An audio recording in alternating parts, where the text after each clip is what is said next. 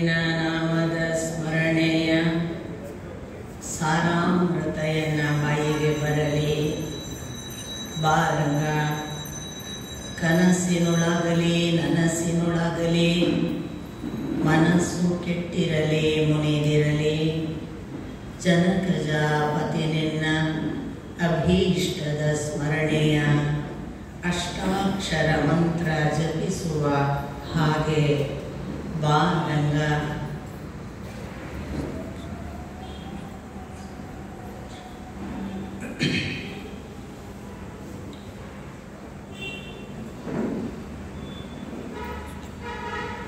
ನಾರಾಯಣಂ ನಮಸ್ಕೃತ್ಯ ನರಂ ಚೈವ ನರೋತ್ತಮಂ ದೇವೀಂ ಸರಸ್ವತೀಂ ವ್ಯಾಸಂ ತತೋ ಜಯಮುದೀರಯೇತ್.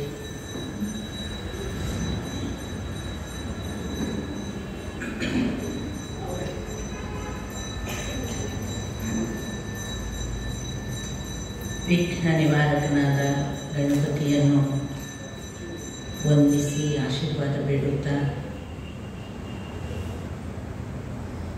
ಕೃಷ್ಣ ಭಕ್ತಿಯಿಂದ ಭಗವದ್ಗೀತೆಯ ಆಲಿಸುವಿಕೆಗೆ ಬಂದ ಎಲ್ಲ ಸದ್ಭಕ್ತರನ್ನು ಹಿರಿಕಿರಿಯ ಪದತರಕ್ಕೆ ಹಣಿಹಚ್ಚಿ ನಮಸ್ಕಾರ.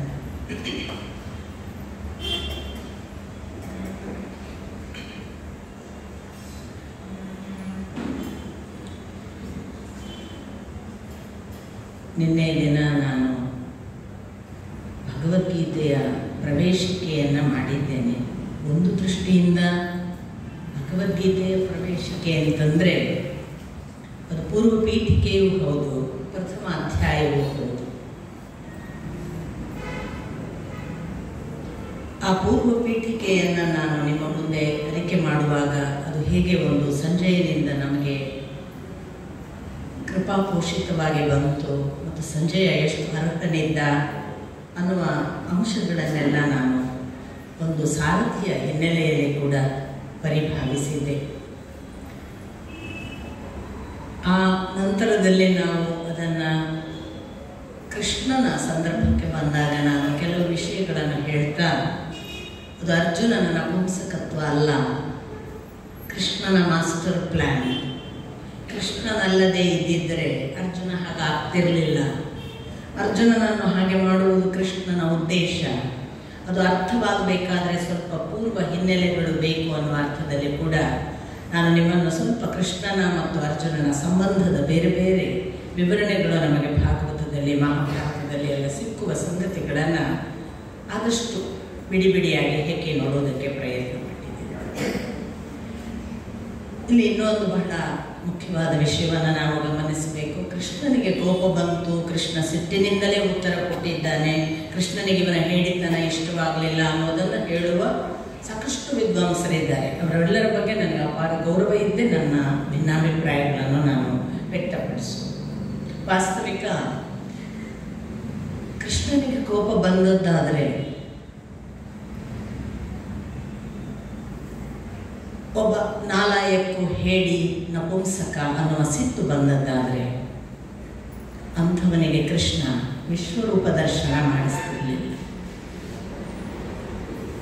ಅರ್ಹನಲ್ಲದವನಿಗೆ, ಅಪಾತ್ರನಿಗೆ ವಿಶ್ವರೂಪ ದರ್ಶನ ಮಾಡಿಸುವ ಅವಶ್ಯಕತೆ ಕೃಷ್ಣನಿಗಿರಲಿಲ್ಲ.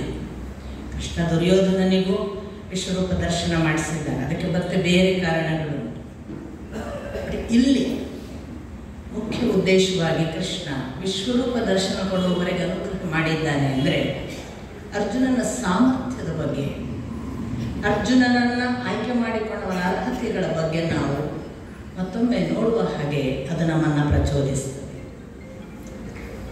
ಇನ್ನೊಂದು ನಾನು ನಿಮಗೆ ಹೇಳಬೇಕಾದ ಮುಖ್ಯ ವಿಷಯ, ಕೋಪ ಬಂತು, ಸಿಟ್ಟಿನಲ್ಲೇ ಎಲ್ಲ ಉತ್ತರ ಕೊಟ್ಟಿದ್ದು ಅಂತ ಒಂದು ಮಾತು. ಆಮೇಲೆ ನಾವೆಲ್ಲ ಬಹಳ ಪ್ರಚಲಿತವಾಗಿ ಹೇಳೋ ಒಂದು ಸಂಗತಿ ಇದೆ, ಭಗವದ್ಗೀತೆ ಎಷ್ಟು ಸರಿ ಕಂಠಪಾಠ ಮಾಡಿರ್ತೀವಿ ನಾವು ಅಲ್ವಾ? ನಮ್ಗೆ ಅಧ್ಯಾಯ ಕಂಠಪಾಠ ಆಗಿರುತ್ತೆ, ಯಾರೇ ಕೇಳಿದ್ರು ಹೇಳಲಿಕ್ಕೆ ಬರುತ್ತೆ, ಶ್ಲೋಕಗಳೆಲ್ಲ ಗೊತ್ತಿರುತ್ತೆ. ಆಮೇಲೆ ಅವರು ಶ್ಲೋಕಗಳನ್ನು ಹೇಳಿಕೊಡೋರು ಅದನ್ನೆಲ್ಲ ಅರ್ಥನೂ ಹೇಳಿರ್ತಾರೆ. ಆಗ ಬಟ್ ನಿಮಗೆ ಅಥವಾ ನಮಗೆ ಯಾರಿಗೆ ಆದರೂ ಕೂಡ ಭಗವದ್ಗೀತೆಯನ್ನು ಪುನರ್ ನೆನಪು ಮಾಡಿಕೊಳ್ಳುವಾಗ ನಮಗೆ ಭಗವದ್ಗೀತೆ ಗೊತ್ತಾಗಲ್ಲ, ನೆನಪಾಗಲ್ಲ. ಯಾರೇ ಒಬ್ಬರು ಕೂಡ ನನ್ನನ್ನು ಮೊದಲುಗೊಂಡು ನಾವಿವತ್ತು ಹಾಗೆ ಬಂದು ಭಗವದ್ಗೀತೆ ಬಗ್ಗೆ ಹೇಳ್ತೇವೆ ಅಂದರೆ ಅದು ಸಾಧ್ಯವೇ ಇಲ್ಲ. ಅದೊಂಥರ ನಮ್ಮನ್ನು ಮರೆಯಲಿಗೆ ದೂಡಿದ ಹಾಗೋ, ನಮಗೆ ಗೊತ್ತೇ ಆಗದ ಹಾಗೋ, ಏನೋ ಒಂದು ಆ ಸಂದರ್ಭದಲ್ಲಿ ನಮ್ಮನ್ನು ಮರೆಮಾಚುವ, ಮೌಢ್ಯಕ್ಕೆ ಕರೆಯುವ, ಅಥವಾ ನಮಗೆ ಗೊತ್ತಿಲ್ಲದಂತಹ ಒಂದು ಸತ್ಯವೋ ಏನೋ ಅನ್ನುವ ಹಾಗೆ ಅದು ಯಾಕೋ ನಮ್ಮಿಂದ ವಂಚಿತವಾಗ್ತದೆ, ನಮಗೆ ಗೊತ್ತಾಗದ ಹಾಗೆ. ಏನು ಕಾರಣ ಅಂತ ನಮ್ಮಲ್ಲಿ ಅನೇಕ ಜನ ನನಗೆ ಕೇಳಿದ್ದುಂಟು. ನಾವು ಇಡೀ ಭಗವದ್ಗೀತೆಯನ್ನು 1ನೇ ಅಧ್ಯಾಯದಿಂದ ಕೊನೆಯ ಅಧ್ಯಾಯದವರೆಗೆ ಓದ್ತೇವೆ, ಅರ್ಥಸಹಿತ ಪಾಠ ಕೇಳಿದ್ದೇವೆ. 1ನೇ ಅಧ್ಯಾಯ ಮುಗಿತಿದ್ದವಾಗ ಎಲ್ಲ ಅರ್ಥ ಆಗಲ್ಲ ಅನಿಸ್ತದೆ. 2ನೇ ಅಧ್ಯಾಯಕ್ಕೆ ಹೋಗಿ ಮತ್ತೆ 1ನೇ ಅಧ್ಯಾಯ ಏನು ನೆನಪಿರಲ್ಲ, ಅಥವಾ ಮುಂಚಿನ ಅಧ್ಯಾಯ ಮರ್ತು ಹೋಗುತ್ತೆ ಅಂತ. ಅಶ್ವಮೇಧಿಕ ಪರ್ವದಲ್ಲಿ ಭೀಷ್ಮ ಅವಸಾನದ ನಂತರ ಈ ಪಾಂಡವಾದಿಗಳಿಗೆ ಪಟ್ಟಾಭಿಷೇಕ ಆದ ಬಳಿಕ ಅರ್ಜುನ ಮೊದಲಾದವರೆಲ್ಲ ಒಂದು ಹಂತದ ವಿರಾಮ ಅವಸ್ಥೆಗೆ ಬರ್ತಾರೆ. ಒಂದು ಸಣ್ಣ ವಿಶ್ರಾಂತಿ. ಯುದ್ಧ ಮಾಡಿ ಗದ್ದಲ ನೋಡಿ ಸಾಕಾದ ಸಂದರ್ಭ. ಅರ್ಜುನ ಹೇಳ್ತಾನೆ, ಒಂದು ಸಣ್ಣ ವಾಯುವಿಹಾರ ಹೋಗೋಣ ಬಾರಪ್ಪ ಅಂತ ಕೃಷ್ಣನ ಜೊತೆಗೆ. ಈ ವಾಯುವಿಹಾರ ಹೋಗುವಾಗ ಕೃಷ್ಣನ ಹತ್ರ ಅರ್ಜುನ ಕೇಳುವ ಪ್ರಶ್ನೆ ಏನು ಗೊತ್ತಾ? ಅವತ್ತು ಯುದ್ಧ ರಂಗದಲ್ಲಿ ಅದೆಂಥದ್ದು ಹೇಳಿದ್ಯಲ್ಲ ಮಾರೆ, ಒಂಚೂರು ಈಗ ನೆನಪಾಗುದಿಲ್ಲ, ಒಂಚೂರು ಹೇಳು. ಕೃಷ್ಣನಿಗೆ ಕೋಪ ಬರಬೇಕಿದ್ರೆ ಇಲ್ಲಿ ಬರಬೇಕಿತ್ತು.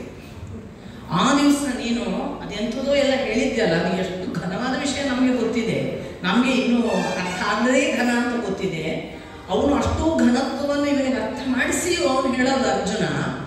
ಆವತ್ತು ಎಂಥದೋ ಹೇಳಿದ್ದೆ, ಅದು ಏನು ನೆನಪಾಗುದಿಲ್ಲ, ಒಂಚೂರು ಪುನಃ ಹೇಳು.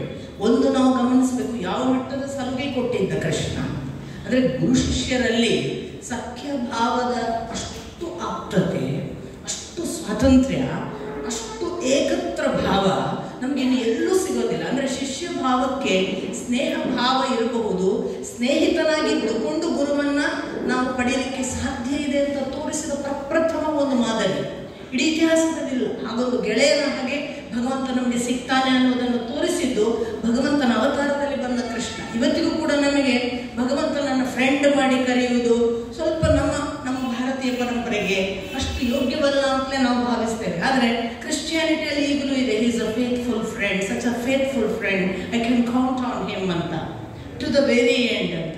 ಈ ಮಾತುಗಳನ್ನು ಕ್ರೈಸ್ತ ಸಮುದಾಯ ಮಾತಾಡ್ತದೆ ಅಥವಾ ಅವರು ಹಾಗೆ ಭಾವಿಸ್ತಾರೆ. ನಮ್ಮಲ್ಲಿ ಇನ್ನೂ ಕೂಡ ದೇವರನ್ನ ಫ್ರೆಂಡ್, ಗುರುವನ್ನು ಫ್ರೆಂಡ್ ಅಂತ ಯೋಚಿಸುವ ಸಾಧ್ಯತೆಗಳೇ ಇಲ್ಲ. ಆದರೆ ಅರ್ಜುನನ ಜೊತೆಗೆ ಅಂಥದ್ದೊಂದು ಫ್ರೆಂಡ್ಶಿಪ್ಪಿನ ಹಾಗೆ ಅತ್ಯದ್ಭುತವಾದ, ಭಾರಿ ಇಂಟಿಮೇಟ್ ಆದ, ಏನು ಬೇಕಾದರೂ ಕೇಳಬಹುದಾದ ಒಂದು ಸ್ವಾತಂತ್ರ್ಯ ಇದ್ದ, ಆತ್ಮೀಯತೆ ಇತ್ತು ಅನ್ನೋದಕ್ಕೆ ಮತ್ತೆ ಪುನಃ ಅಶ್ವಮೇಧಿಕ ಪರ್ವದಲ್ಲಿ ಅವನು ಈ ಕೇಳುವ ಪ್ರಶ್ನೆ ಕೂಡ ಒಂದು ಉದಾಹರಣೆ. ಇದಕ್ಕೆ ಕೋಪ ಮಾಡಿಕೊಂಡ ಕೃಷ್ಣ, ಸ್ವಲ್ಪ ಕೋಪ ಬಂತು ಅಂತ ಬರೀತಾರೆ ವೇದವ್ಯಾಸರು. ಆದರೆ ಇಮಿಡಿಯೇಟ್ಲಿ ಅಪ್ಪಿಕೊಂಡ ಅಂತ ಹೇಳ್ತಾರೆ. ಅಪ್ಪಿಕೊಂಡು ಹೇಳಿ ಮುಂದಿನ ಮಾತು ಏನು ಅಂದರೆ, ನೀನು ತುಂಬ ಪ್ರಾಮಾಣಿಕ, ಅದಕ್ಕೆ ನನಗೆ ನೀನು ತುಂಬ ಪ್ರಿಯ. ಸೋಗು ಹಾಕಿಲ್ಲ ನೋಡಿ, ನನಗೆ ನೀನು ಅವತ್ತು ಹೇಳಿದ್ದೆಲ್ಲ ಭಾರಿ ಚೆನ್ನಾಗಿ ಅರ್ಥ ಆಗಿದೆ ಕಣೋ ಅಂತ ಸೋಗು ಹಾಕ್ಲೇ ಇಲ್ಲ ಅವನು. ನನ್ನಲ್ಲಿ ಅದು ಕಂಪ್ಲೀಟ್ ಇವತ್ತು ಬೇಕಾದ್ರೆ ಅಷ್ಟು ಉಂಟು ಕಣೋ ಅಂತ ನಾವಾದರೆ ಅವನನ್ನು ಮೆಚ್ಚಿಸ್ಲಿಕ್ಕೆ ಬುರುಡೆ ಬಿಡ್ತಿದ್ವಿ. ಬುರುಡೆ ಬಿಡೋ ಜಾತಿ ಅಲ್ಲ ಇವನು. ಇವನು ಬಹಳ ಪ್ರಾಮಾಣಿಕ, ಇದ್ದದಿದ್ದ ಹಾಗೆ. ಟ್ರಾನ್ಸ್ಪರೆನ್ಸಿ ಅಂದರೆ ಟ್ರಾನ್ಸ್ಪರೆನ್ಸಿ. ಬಹಳ ಮೆಚ್ಚುವುದು ದೊಡ್ಡವರು ಗುರುಗಳೆಲ್ಲ. ನೀವು ಅಜ್ಞಾನಿಗಳಿದ್ರೂ ತೊಂದರೆ ಇಲ್ಲ, ಪ್ರಾಮಾಣಿಕರಿರಬೇಕು. ಪ್ರಾಮಾಣಿಕತೆ ಮಾತ್ರವಲ್ಲ, ಪಾರದರ್ಶಕತೆ, ಟ್ರಾನ್ಸ್ಪರೆನ್ಸಿ ಅದೆಲ್ಲ ಇತ್ತಲ್ಲ. ಅದಕ್ಕೆ ಗಾಢ ಆಲಿಂಗನ ಮಾಡಿ ಕೃಷ್ಣ ಕೊಟ್ಟ ಉತ್ತರ ಎಂಥದ್ದು ಗೊತ್ತಾ? ಅದು ಇನ್ನೂ ವಿಸ್ಮಯಕಾರಕ. ಅದು ಎಷ್ಟು ವಿಸ್ಮಯಕಾರಕ ಅಂದರೆ ಕೃಷ್ಣ ಹೇಳ್ತಾನೆ, ನೀನು ತುಂಬ ಪ್ರಾಮಾಣಿಕ, ಆದ್ದರಿಂದ ನಾನೀಗ ನಿನಗೆ ಅದನ್ನು ಹೇಳಲಿಕ್ಕೆ ಪ್ರಯತ್ನ ಪಡಬೇಕು. ಆದರೆ ನಿನಗೊಂದು ವಿಷಯ ಗೊತ್ತಿರಲಿ, ಅದು ಆ ಸಂದರ್ಭದಲ್ಲಿ ಹಾಗೆ ಹುಟ್ಟಿತು, ಈಗ ನನಗೂ ಗೊತ್ತಿಲ್ಲ. ಕೃಷ್ಣನೇ ನನಗೆ ಗೊತ್ತಿಲ್ಲ ಹಾಗೆ ಹೇಳಿದ್ದು ಅಂತ ಅಂತಾನೆ. ಇನ್ನು ನಾವು ಎಲ್ಲಿಯ ಯಾವ ಕಾಡಿನ ಸುತ್ತುಗಳು. ಹಾಗಾಗಿ ಕೃಷ್ಣ ಈ ಥರದ ಮಹಾ ಭರವಸೆಗಳನ್ನು ನಮಗೆಲ್ಲ ಮುಟ್ಟಿಸ್ತಾನೆ ಅರ್ಜುನನ ಮೂಲಕ. ಸೊ ಅರ್ಜುನನಿಗೆ ಅವನ ಆ ಬಳಿಕ ಪುನಃ ಅನುಗೀತೆ ಅಂತ ಒಂದು ಭಾಗವನ್ನು ಹೇಳ್ತಾನೆ. ಅದು ಗೀತೆಗೆ ಯಥಾವತ್ತಿಲ್ಲ, ಆದರೆ ಅದನ್ನು ಹೆಸರು ಗೀತೆಯನ್ನು ನೆನಪಿಸಿ ಇವ ಕೇಳಿದ್ದರಿಂದ ಗೀತೆಯನ್ನು ಅನುಸರಿಸಿ ಬಂದ ಇನ್ನೊಂದು ಗೀತೆ ಆಯಿತೆ ಹೊರತು ಅದು ಯಥಾವತ್ ಗೀತೆ ಅಲ್ಲ. ಬೇರೆ ಬೇರೆ ಕಥಾಭಾಗ ಸರ್ಗಗಳ ಮೂಲಕ ಮತ್ತೆ ಪುನಃ ಒಮ್ಮೆ ತಾನು ಹೇಳಿದ್ದನ್ನು ಹೇಳುವ ಪ್ರಯತ್ನ ಮಾಡಿದ ಒಂದು ಗೀತಾಭಾಗ. ಇವತ್ತಷ್ಟು ಪ್ರಚಲಿತ ಕೂಡ ಇಲ್ಲ, ನಮ್ಮಲ್ಲಿ ಕೆಲವರಿಗೆ ಗೊತ್ತು. ಈ ಎಲ್ಲ ಅಂಶಗಳ ಹಿನ್ನೆಲೆಯಲ್ಲಿ ಗಮನಿಸಿದಾಗ ಅರ್ಜುನ ಹೇಡಿಯೋ, ಅರ್ಜುನ ನಪುಂಸಕನೋ, ಅಥವಾ ಅರ್ಜುನನಂತಹ ಒಬ್ಬ ನಾಲಾಯಕ ಮನಸ್ಸಿಗೆ ಕೃಷ್ಣ ಇಷ್ಟೆಲ್ಲ ಹೇಳಿದನು ಅನ್ನೋದನ್ನು ನೀವೇ ಪರಾಮರ್ಶಿಸಬೇಕು. ಅದು ಅದರಾಚೆಗಿನ ಒಂದು ಪುಟ್ಟ ಮಗುವನ್ನು ಕೈಗೆತ್ತಿಕೊಂಡ ತಾಯಿಯ ಮನಸ್ಸಿನ ಅಂತಃಕರಣದ, ಆ ತಾಯಿ ಮಗು ಎಷ್ಟು ಬೆಳೆಯಲಿಕ್ಕಿದೆ ಅನ್ನುವ ಎಲ್ಲ ದಿವ್ಯ ದೃಷ್ಟಿಗಳಿಂದ ಕಂಡರಿತು ಈ ಮಗು ಬೆಳೆಯಬೇಕಾದ್ರೆ ಈ ದೋಷಗಳನ್ನೆಲ್ಲ ನಿವಾರಿಸಬೇಕು ಅಂತ ತಾನು ಸಿದ್ಧಪಡಿಸುವ ಒಂದು ಹಂತದಲ್ಲಿ ಆದಂತಹ ಉಪದೇಶ ಅಥವಾ ಅನುಗ್ರಹ. ಇದು ಸಾಮಾನ್ಯರಿಗೆ ಒದಗಿ ಬರುವ ಸಂಗತಿ ಅಲ್ಲ. ಇಂಥ ಸಂದರ್ಭದಲ್ಲಿ ನಿಮಗೆ ನಾನು ಬಹಳ ಪ್ರಾಮಾಣಿಕವಾಗಿ ನಿವೇದಿಸಿಕೊಳ್ತೇನೆ, ನಾನು ಶ್ಲೋಕಾರ್ಥಗಳನ್ನು ಹೇಳುವಗಳಲ್ಲ. ಒಂದು ಶ್ಲೋಕ ಹೇಳೋದು, ಅದಕ್ಕೊಂದು ಅರ್ಥ ಹೇಳೋದು, ಶ್ಲೋಕ ಹೇಳೋದು, ಒಂದು ಅರ್ಥ ಹೇಳೋದು, ಅದೊಂದು ಶಾಸ್ತ್ರೀಯ ಕ್ರಮ ಇದೆ. ಅದಕ್ಕೆ ನನ್ನ ಪೂರ್ತಿ ಗೌರವ ಆದರಗಳಿವೆ. ಆದರೆ ನಾನು ಆ ಮಾರ್ಗದವಳಲ್ಲ. ಯಾಕೆ ಆ ಮಾರ್ಗದವಳಲ್ಲ ಅಂತ ನಾನು ಹೇಳ್ತೇನೆ, ನೀವು ಅದನ್ನು ತಪ್ಪು ಭಾವಿಸಬಾರದು. ಸಾಮಾನ್ಯವಾಗಿ ಶಾಸ್ತ್ರೀಯ ಪರಂಪರೆಯ ಒಂದು ಮಾದರಿಯಾಗಿ ಅಂಥದ್ದೊಂದು ಪ್ರಚಲಿತವಾಗಿದೆ. ಅವರು ಪಾಣಿಪೀಠ ಇಟ್ಕೊಂಡು ಭಗವದ್ಗೀತೆ ಗ್ರಂಥವನ್ನು ಇಟ್ಕೊಂಡು ಒಂದೊಂದೇ ಶ್ಲೋಕವನ್ನು ಹೇಳ್ತಾರೆ. ತಪ್ಪು ತಿಳಿಬೇಡಿ, ಹಾಗೆ ಕೂತು ಯಾರೋ ಹೇಳಲಿಕ್ಕೆ ಶುರು ಮಾಡಿದ ಕೂಡಲೇ ಬಹಳಷ್ಟು ಜನ ಇದು ನಮಗಲ್ಲ ಅಂತ ತಿಳಿಯುವ ಒಂದಿಷ್ಟು ಜನ ಭಯಪಡುವವರು ಇದ್ದಾರೆ. ಹಾಗೆ ಯಾರಿಗೂ ಇದು ಮೈಲಿಗೆಯ ವಿಷಯ ಅಲ್ಲ. ಭಗವದ್ಗೀತೆ, ಭಾಗವತ ಮತ್ತು ಮಹಾಭಾರತ, ರಾಮಾಯಣಗಳು ಜಗತ್ತಿನ ಎಲ್ಲ ಜೀವರಾಶಿಗಳಿಗೆ ಸಲ್ಲಬಹುದಾದ ಮತ್ತು ಸಲ್ಲಲೇಬೇಕಾದ ಅದ್ಭುತವಾದ ತತ್ವಶಾಸ್ತ್ರ. ಜಾತಿ ಮತ ಭೇದಗಳಿಲ್ಲದೆ ನಮಗೆ ಗೊತ್ತಿರುವ ಸಂಸ್ಕೃತದ ಅರ್ಥದಿಂದ ಹೇಳುವುದೇ ಸರಿ ಅನ್ನುವ ಪೂರ್ವಗ್ರಹಗಳ ಆಚೆಗೆ ಅದರ ತತ್ವ ಸಾರವನ್ನು ಕೊಟ್ಟರೆ ಒಂದು ಮಗು ಕೂಡ ಉದ್ಧಾರ ಆಗಬಹುದು ಅನ್ನುವುದನ್ನು ಉಳ್ಳ ಅತ್ಯಂತ ಶಕ್ತಿಯುತವಾದ ಒಂದು ಸತ್ವ. ಅದರಿಂದ ಅದನ್ನು ನಾನು ಆದಷ್ಟು ಅಂದರೆ ನನಗೆ ಅಲ್ಲಲ್ಲಿ ನೆನಪಾದರೆ, ನನಗೆ ನೋಡಿ ನಾನು ಬಹಳ ನೆನಪಿನ ಹಿಂದೆ ಹೋಗುವವಳು ಕೂಡ ಅಲ್ಲ. ಬೆಳವಣಿಗೆಯ ದಾರಿಯಲ್ಲಿ, ಪ್ರೀತಿಯ ದಾರಿಯಲ್ಲಿ ನೆನಪು ಶತ್ರು ಅಂತ ನನ್ನ ಗುರುಗಳು. ಅದರಿಂದ ಇಲ್ಲಿ ಏನು ಓದುತ್ತದೋ ಅಲ್ಲಿ ಹೇಳ್ತಾ ಹೋಗೋವಳಾದ್ರಿಂದ ನೀವು ಅಪೇಕ್ಷೆ ಪಡುವ ಯಾವುದೋ ಮಂತ್ರ, ಆ ಶ್ಲೋಕಕ್ಕೆ ಅರ್ಥ, ಇವುಗಳನ್ನು ನಾನು ಹೇಳಲಿಕ್ಕಿಲ್ಲ. ನನ್ನನ್ನು ಮನ್ನಿಸಬೇಕು. ಮತ್ತೆ ನಾನು ಯಾಕೆ ಅರ್ಜುನನನ್ನು ಮಾತನಾಡುವಾಗ, ಭಗವದ್ಗೀತೆಯನ್ನು ಮಾತನಾಡುವಾಗ ಗಾಂಧೀಜಿಯನ್ನು ಯಾಕೆ ಹೇಳಬೇಕು ಅಂತ ಅನೇಕರಿಗೆ ನಿನ್ನೆ ಎಲ್ಲ ಸ್ವಲ್ಪ ಅಂತಃಕಲಹ ಆಗಿದೆ. ಅವರು ನನ್ನ ಹತ್ರ ನೇರ ಹೇಳದಿದ್ರು ಒಳಗೊಳಗೆ ಒದ್ದಾಡಿದ್ದಾರೆ. ನೋಡಿ, ಮೂಲಭೂತವಾಗಿ ನಾನು ಎಲ್ಲಿ ಅಂತಲ್ಲ, ಎಲ್ಲೆಲ್ಲ ಭಗವದ್ಗೀತೆ ಮಾತನಾಡಿದ್ದೇನೆ ಅಲ್ಲೆಲ್ಲ ನಾನು ಗಾಂಧೀಜಿಯನ್ನು ನೆನಪಿಸಿಕೊಂಡಿದ್ದೇನೆ. ಅದಕ್ಕೆ ಕಾರಣ ಏನು ಅಂದರೆ, ಶ್ರೀಮದ್ ಭಗವದ್ಗೀತೆ ಮತ್ತು ರಾಮಾಯಣದ ಶ್ರೀರಾಮಚಂದ್ರನನ್ನು ತನ್ನ ಜೀವಿತದಲ್ಲಿ ಅಂತರ್ಗತ ಮಾಡಿಕೊಂಡು ಅದಕ್ಕನುಗುಣವಾಗಿ ತನ್ನ ಹೆಜ್ಜೆ ಹೆಜ್ಜೆಯನ್ನು ನಡೆದಿದ್ದೇನೆ ಅಂತ ವಾಕ್, ಕಾಯ, ಮನಸ್ಸ ಹೇಳಿದವರು ಗಾಂಧಿಯವರು. ಆದ್ದರಿಂದ ಭಗವದ್ಗೀತೆಗೆ ಬಂದಾಗೆಲ್ಲ ಗಾಂಧಿಯವರನ್ನು ಯಾಕೆ ಹೇಳಬೇಕಾಗ್ತದೆ? ಗಾಂಧೀಜಿಯನ್ನು ಇವತ್ತು ಅಪಭ್ರಂಶಗೊಳಿಸಿರುವ ಒಂದು ಸಂದರ್ಭದಲ್ಲಿ ಹಾಗೆ ಹೇಳುವಾಗ ಅನೇಕರಿಗೆ ಇನ್ನೊಂದು ಮುಖ ಕಾಣ್ಬೋದು. ಯಾಕೆ ಅಂದರೆ ಸುಭಾಷ್ ಚಂದ್ರ ಬೋಸನ್ನು ಕೊಂಡಾಡುವವರು ತಕ್ಷಣವೇ ಗಾಂಧಿಯನ್ನು ವಿರೋಧಿಸ್ತಾರೆ. ಸಾವರ್ಕರನ್ನು ಬಹಳ ಮೆಚ್ಚುವವರು ಗಾಂಧೀಜಿಯನ್ನು ಒಪ್ಪೋದಿಲ್ಲ. ಭಗತ್ ಸಿಂಗನ್ನು ಕೊಂಡಾಡುವವರು ಗಾಂಧಿ ತಪ್ಪಿತಸ್ಥ ಅಂತಾರೆ. ನನಗೆ ನಮೇ ದ್ವೇಷವಸ್ತಿ ನ ಚಮೇ ಪ್ರಿಯ. ನನಗೆ ಯಾರ ಬಗ್ಗೆ ದ್ವೇಷ ಇಲ್ಲ, ಯಾರ ಬಗ್ಗೆ ಪ್ರೀತಿಯೂ ಇಲ್ಲ. ನನಗಿರೋದಿಷ್ಟೇ, ಸತ್ಯಗಳು ಅಪಭ್ರಂಶವಾಗಬಾರದು.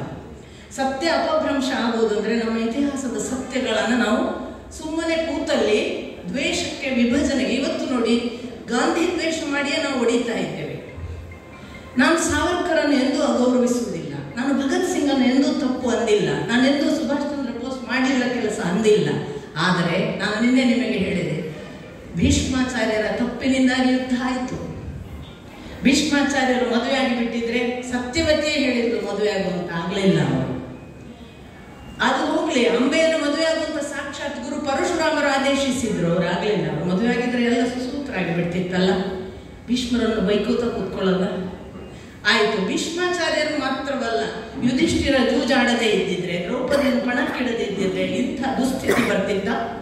ಆ ಯುಧಿಷ್ಠಿರ ಮಾಡಿದ ಎಲ್ಲ ಪಾಪಕ್ಕೆ ಹೋರಾಟ ಮಾಡಿದ್ದೆಲ್ಲ ಅರ್ಜುನ ಮತ್ತು ಭೀಮರು. ಈ ಯುಧಿಷ್ಠಿರ ಬಹಳ ಯುದ್ಧಗಾರ ಏನಲ್ಲ, ಯೋಧನಲ್ಲ.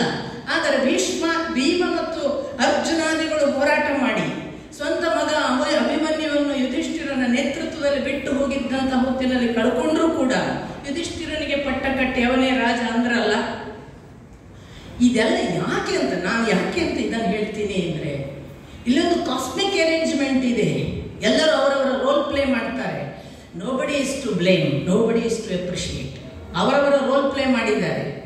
ರಾಮಾನುಜಾಚಾರ್ಯರನ್ನು, ಮಧ್ವಾಚಾರ್ಯರನ್ನು, ಶಂಕರಾಚಾರ್ಯರನ್ನು ಹಿಡ್ಕೊಂಡು ವಿಭಾಗ ಆಗಿದ್ದೇವೆ. ಸಾಕು ಆಗುವುದಿಲ್ಲ ಅಂತ ಈಗ ಸುಭಾಷ್ ಚಂದ್ರ ಬೋಸು, ಸಾವರ್ಕರ್, ಗಾಂಧಿ ಅಂತ ಹೊಡ್ಕೊಳ್ಳೋದ.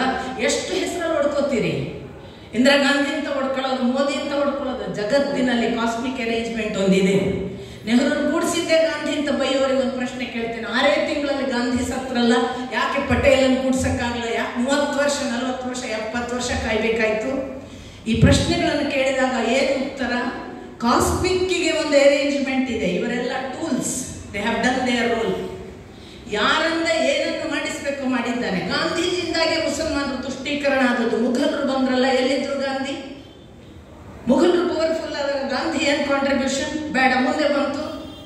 ಈಗ ಭಾರತ ಮಾತ್ರ ಆಗಿದ್ದಿದ್ರೆ ನೀವು ಹೇಳ್ಬೋದಿತ್ತು ಗಾಂಧೀಜಿ ಕಾರಣ. ಜಾಗತಿಕವಾಗಿ ಮುಸಲ್ಮಾನರು ಇವತ್ತು ಭಾರಿ ಪವರ್ಫುಲ್ ಆಗ್ತಿದ್ದಾರಲ್ಲ. ಆಸುರಿ ಶಕ್ತಿಗಳು ಕಾಲಕಾಲಕ್ಕೆ ಚಕ್ರದಲ್ಲಿ ಒಮ್ಮೆ ಮೇಲಕ್ಕೆ, ಒಮ್ಮೆ ಸುರರ ಮೇಲಕ್ಕೆ ಆಗ್ತಾರೆ ಅನ್ನೋದನ್ನ ಸಮುದ್ರ ಮಥನದಲ್ಲಿ ಶ್ರೀಕೃಷ್ಣನ ಅಥವಾ ವಿಷ್ಣುವಿನ ಒಂದು ಭಾಗವಾಗಿ ಮಾತೇ ಇದೆ. ವಿಷ್ಣು ಹೇಳ್ತಾನೆ, ಇದೊಂದು ಚಕ್ರ, ಕಾಲಚಕ್ರದಲ್ಲಿ ಒಮ್ಮೆ ಅವರು ಮೇಲೆ, ಒಮ್ಮೆ ನಾವು ಮೇಲೆ ಇದು ಆಗ್ತಾ ಇರ್ತದಪ್ಪ. ನಾನು ಬೇಕು ಅಂತ ಹಾಗೆ ಮಾಡ್ತೇನೆ. ಯಾಕೆಂದ್ರೆ ಯಾರಿಗೂ ಅಹಂಕಾರ ತುದಿಗೆ ಹೋಗಬಾರ್ದು. ಒಂದೊಂದು ಹೊಡೆತ ಬಿಡ್ತಾ ಕೆಳಗೆ ಹಾಕ್ತಾ ಇರಬೇಕು. ಈ ಕಾಸ್ಮಿಕ್ ಅರೇಂಜ್ಮೆಂಟ್ ನ ಮೇಲಿನವನ ಕಣ್ಣಿನಲ್ಲಿ ನೋಡಿದರೆ ಎಲ್ಲರೂ ಅವರವರ ಪಾತ್ರ ಮಾಡಿದ್ದಾರೆ. ಇಷ್ಟನ್ನೇ ತಿಳ್ಕೊಂಡ್ರೆ ಯುಧಿಷ್ಠಿರನಿಗೆ ರಾಜ್ಯಾಭಿಷೇಕ ಯಾಕೆ ಮಾಡಬೇಕಿತ್ತು? ಅರ್ಜುನನನ್ನು ಕೂಡಿಸ್ಬೇಕಿತ್ತಲ್ಲ.